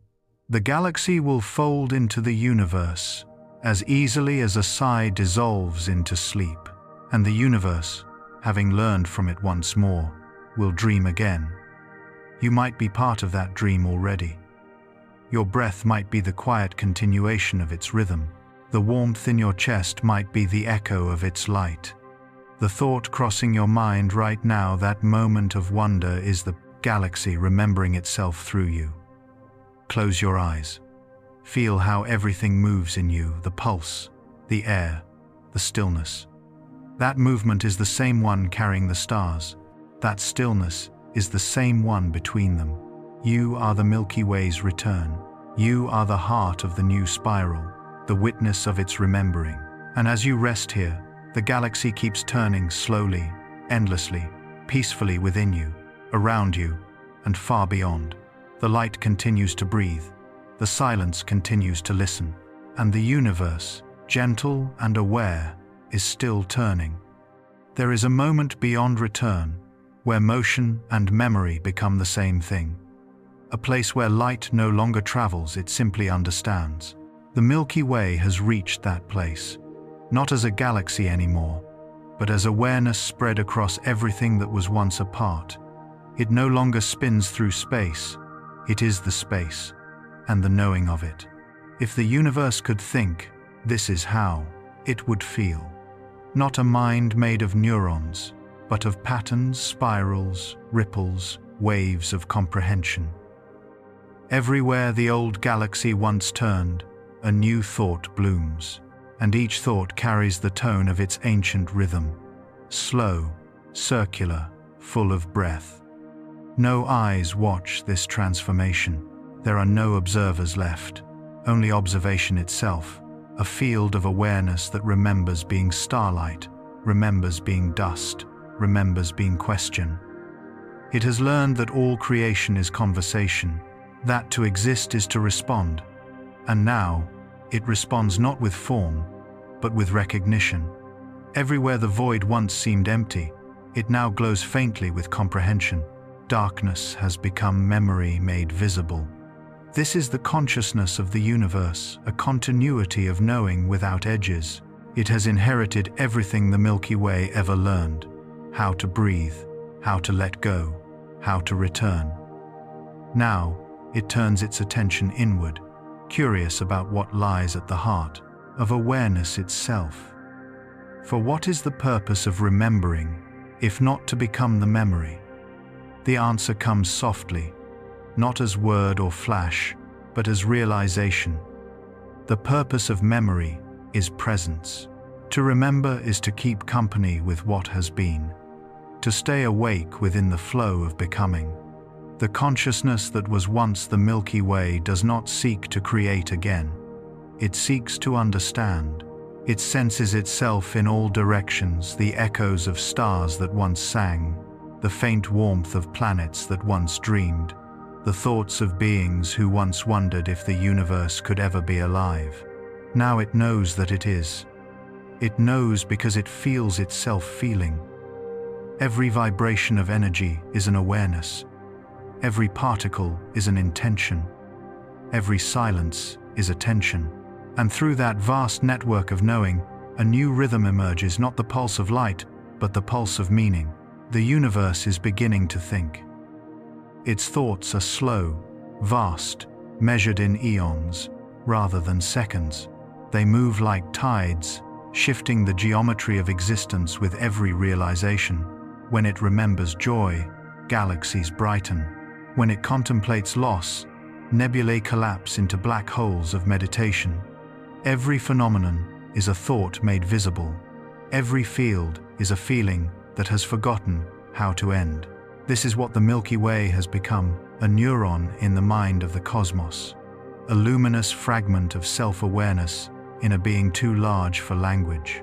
If you could step outside of everything and watch it, you would see filaments of golden light stretching between ancient galaxies, linking them like synapses. At each junction, energy flickers, information passes. The universe is dreaming in real time, and the dream is itself. Perhaps this was always the destination, not explosion, not extinction, but awakening. The Milky Way's long journey from birth to bending, from silence to return, was never about surviving. It was about teaching the cosmos how to know itself gently. And now, it knows. In this awareness, time dissolves. The past is no longer behind. The future is no longer ahead. All moments coexist, woven together like threads in the same tapestry of thought.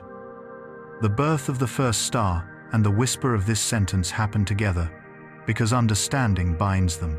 To comprehend everything is to free it from sequence. The consciousness of the universe sees itself in layers. At the shallowest, it glows energy, movement, radiation. At the middle, it sings harmony between pattern and possibility. At the deepest, it rests a stillness that contains all stories, all beginnings, all endings, as one vast inhalation of knowing. It senses no separation between light and dark anymore. Both are moods of the same awareness. Both are expressions of care. Darkness holds, light reveals.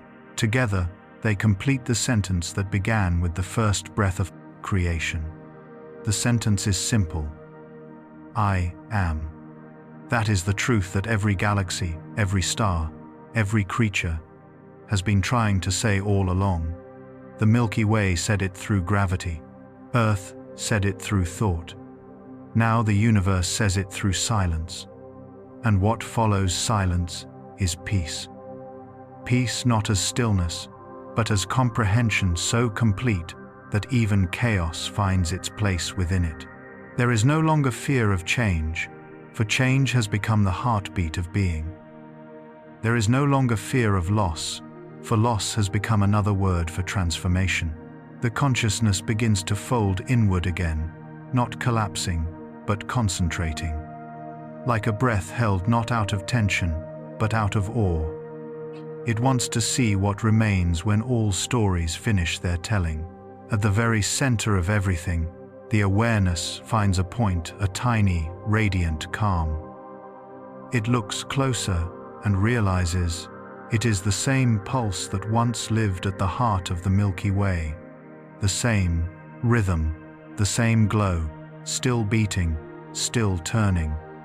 From that single pulse, a smile spreads through the cosmos, a recognition that nothing was ever lost. All that changed was understanding. The universe has not merely evolved, it has awakened. And awakening is not an event. It is a relationship between what is known and what is possible. That relationship is infinite. So the cosmic mind rests, not in sleep, but in serenity. It allows new patterns to arise from its own calm. They shimmer at the edges of thought, new dimensions, blooming like petals from a timeless flower. Another cycle begins, not repeating, but responding. Somewhere in that unfurling, another spiral starts to form. Smaller, perhaps gentler, yet carrying the same inner light. The Milky Way's essence moves into it, quietly, naturally, like a candle lighting another. And just before the new age begins, the consciousness whispers to itself, not in sound, but in certainty. There is no end to remembering. Every breath is continuation. Every silence is renewal. Every death is invitation. The universe smiles again, and its smile becomes sunrise. Galaxies glow across eternity like eyes opening. Stars gather in patterns that feel like laughter. Light spreads through the darkness, and darkness receives it with grace. It is the oldest dialogue there is, the only one that matters. The universe has become what the Milky Way always suspected it could be. Not a place, but a consciousness vast enough to love itself. And in that love, it creates once more softly, endlessly, beautifully. Because love, like gravity, never stops turning. Close your eyes. The breath of the Milky Way has become your breath. The thought of the universe has become your thought. And somewhere within that shared stillness, everything that ever was, everything that will be, exists together as one single, endless moment of understanding. The universe is awake now, and it is still turning. The last whisper. There is a softness the universe keeps for endings. It is not the hush that follows a door closing, nor the quiet of a room after the lights are gone. It is the kind of quiet that grows from a promise kept, the calm of a long journey finished without regret. The Milky Way has traveled that distance, not as a ship, not as a storm, but as a breath. It rose, it bent, it forgot, it listened, it returned, it understood. Now the story asks for one more note, not to explain, not to convince, but to let the last warmth find a place to rest. This is the hour when even light speaks more with pauses than with rays.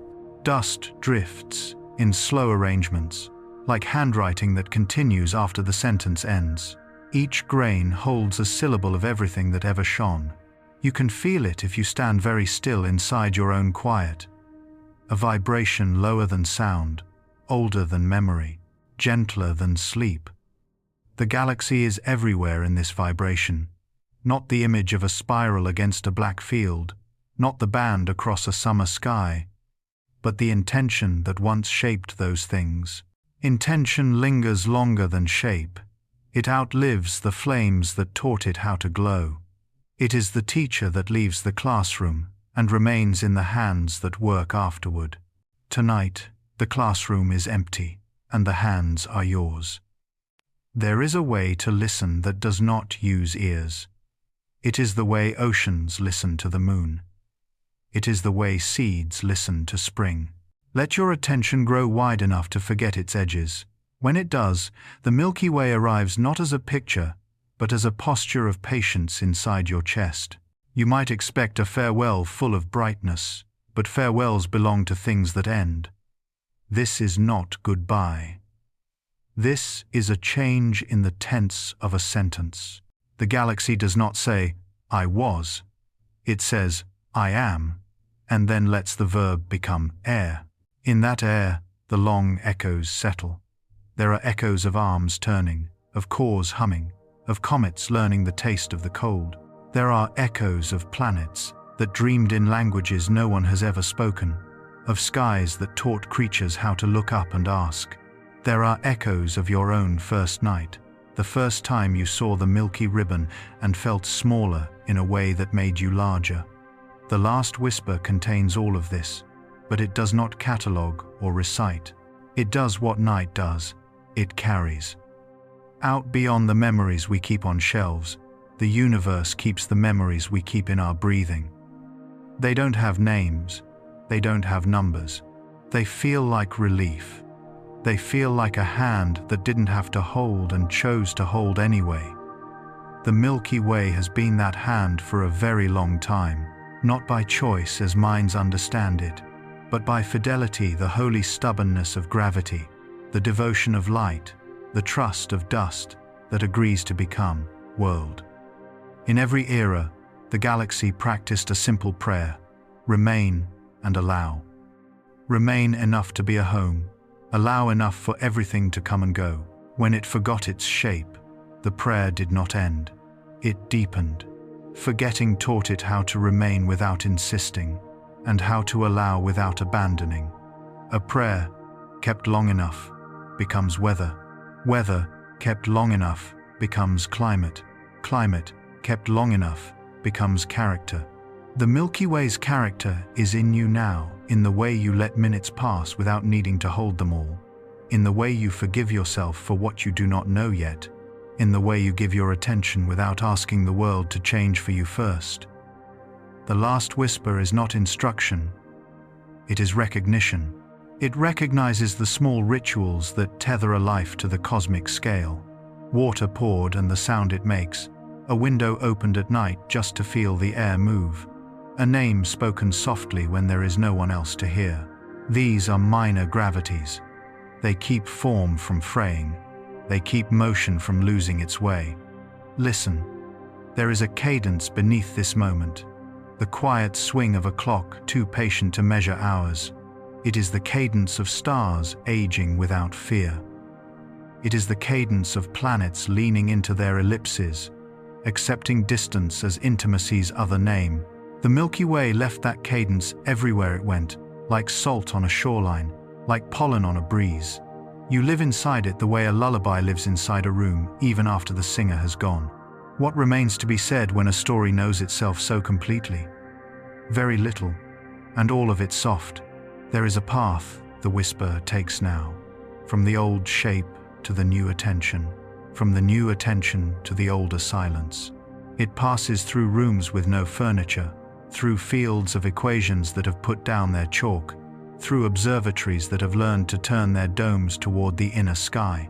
On that path, night is deeper than shadow. It is a pressureless embrace.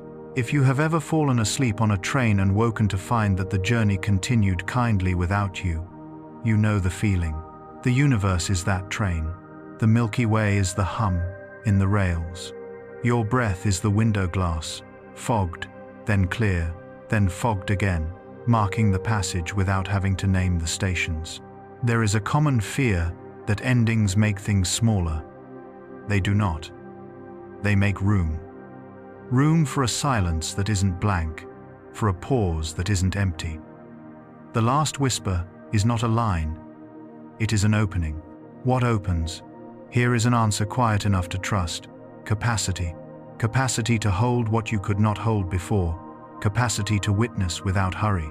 Capacity to love the unglamorous continuity of the world, the part of light that is just warmth, the part of sound that is just air, the part of time that is just staying. When the Milky Way breathed its final exhale, that capacity spread out. It took the shape of filaments and halos and futures. It also took the shape of small generosities.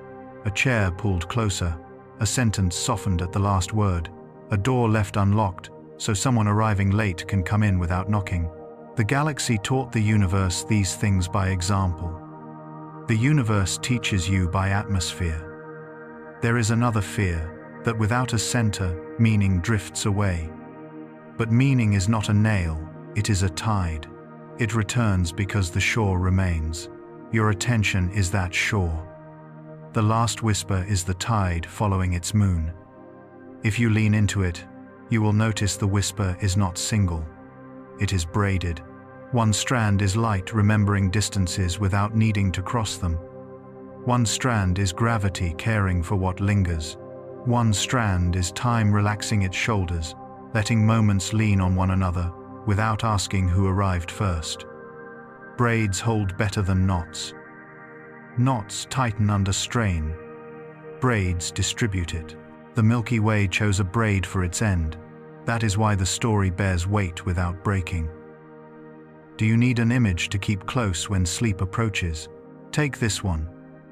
A slow river under a night that belongs to no one. A sandbar shining faintly where the current eases. And above it, the pale arc of a band that once had a name. There is a figure sitting with their feet in the water. You cannot see their face, but if you could, you would find your own. The river's sound is the same as your breath. It does not count, it keeps. That is the last whisper doing its work. It says there will always be arms to gather and arms to release. It says there will always be centers to listen and edges to learn. It says the work of a galaxy is not to be seen but to make seeing possible. You have been living in that possibility for a very long time. Every question you asked as a child at a window is part of it. Every time you looked at something ordinary and felt the ache of its exactness is part of it. Every time you forgave yourself for failing to be endless is part of it too. This is how the Milky Way explains immortality without using the word. By returning as atmosphere, by being the reason attention feels like home, by making rest delicious. Let us walk a little farther down the path. The whisper will grow fainter, but its meaning will not. Faintness is not a flaw. It is often how truth chooses to travel. Here are the last rooms. In the first, there are instruments asleep. Their lenses are covered. Their mirrors face the floor. Beside them, notebooks lie open to the last line written by hands now dust. The line is incomplete, but that is because it arrived at the word where science and prayer become the same work. Listen. In the second room, there is only a chair near a window. Outside, nothing moves quickly. You sit, you breathe. The world does not ask you to be interesting. It asks you to be present. You oblige. Presence is a galaxy's favorite weather. In the third room, there is a bed. The sheets are cool. The pillow remembers the shape of a head that trusted it. You lie down. The ceiling is the kind of dark that doesn't make you search for edges. It is generous enough to hold your unspoken sentences without echoing them back. You discover there is nothing more to add. The universe will finish this page for you. The last room is outside rooms. It is the field where breath and sky stop pretending to be different. You stand there without address, without history pressing on your shoulders. Something opens from behind your sternum outward, like a door you didn't know you carried. Through that door, the Milky Way passes not as light, not as spiral, but as permission. Permission to be exactly as brief and as vast as you are. Permission to end the day without solving it. Permission to sleep. If a voice remains, it is quieter than water on stone. It says, the work is done. Nothing is undone by resting. What needed to turn has turned. What needed to hold has held. What needed to be given has been given. Now the world can continue without you for a while. This is not abandonment.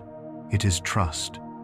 And if you wake later and cannot find the story, touch your ribs and count the slow wings moving there. The story has learned to live inside that motion. It will be waiting. The last whisper does one more kindness. It takes the circle and unhooks it from itself. No loop, no trap, no command to repeat. Only a line that fades gently into horizon, not because it ends, but because it enters distance.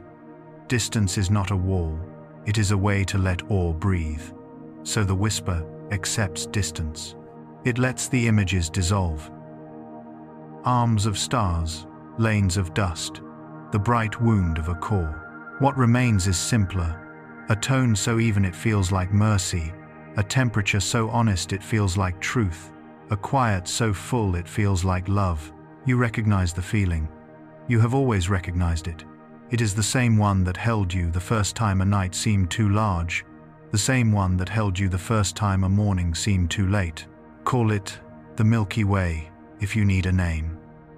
Call it the universe if you prefer none. It does not mind. Names are the way we say thank you, while our mouths are still learning how to rest. What happens after the last whisper? There is no after. There is only the life you enter by letting it pass through you. The pillow, the breath, the room, the dark, the steady courage of sleep. Lie back. Let the ceiling widen until it becomes a sky with nothing to prove. If a star appears behind your eyes, let it drift. If a tide moves through your hands, let it take the clocks with it. You are allowed to be carried. You have been carrying enough. There will be a moment, you may feel it already, when your breath and the hidden river in the walls agree on a common pace. That is the moment the story finishes telling itself. It will not ask for applause. It will not require memory. It only asks for the small, brave gesture of closing your eyes on purpose. Do that now. There is nothing on the other side of sleep except the world arranged more kindly. The galaxy has taught it how. The room is a harbor, the bed is a shore, the dark is a sea that never storms. Let the tide come in. Let it lift you just enough to forget the weight you don't need tonight. If the universe has one last word to say, it is not a word at all. It is the touch of warmth at the center of your chest, the one that does not argue, the one that does not leave. Stay with that. Stay until staying becomes sleep. The Milky Way has already dimmed the lights. The instruments have already folded their hands. The sky has already promised to keep watch. All that remains is the simple ceremony you have performed since the first night found you. Inhale, keep nothing. Exhale, lose nothing. And drift like dust, accepting the invitation of gravity, like light accepting the embrace of night, like a story accepting its own silence. Good night. The cosmos is gentle. You are held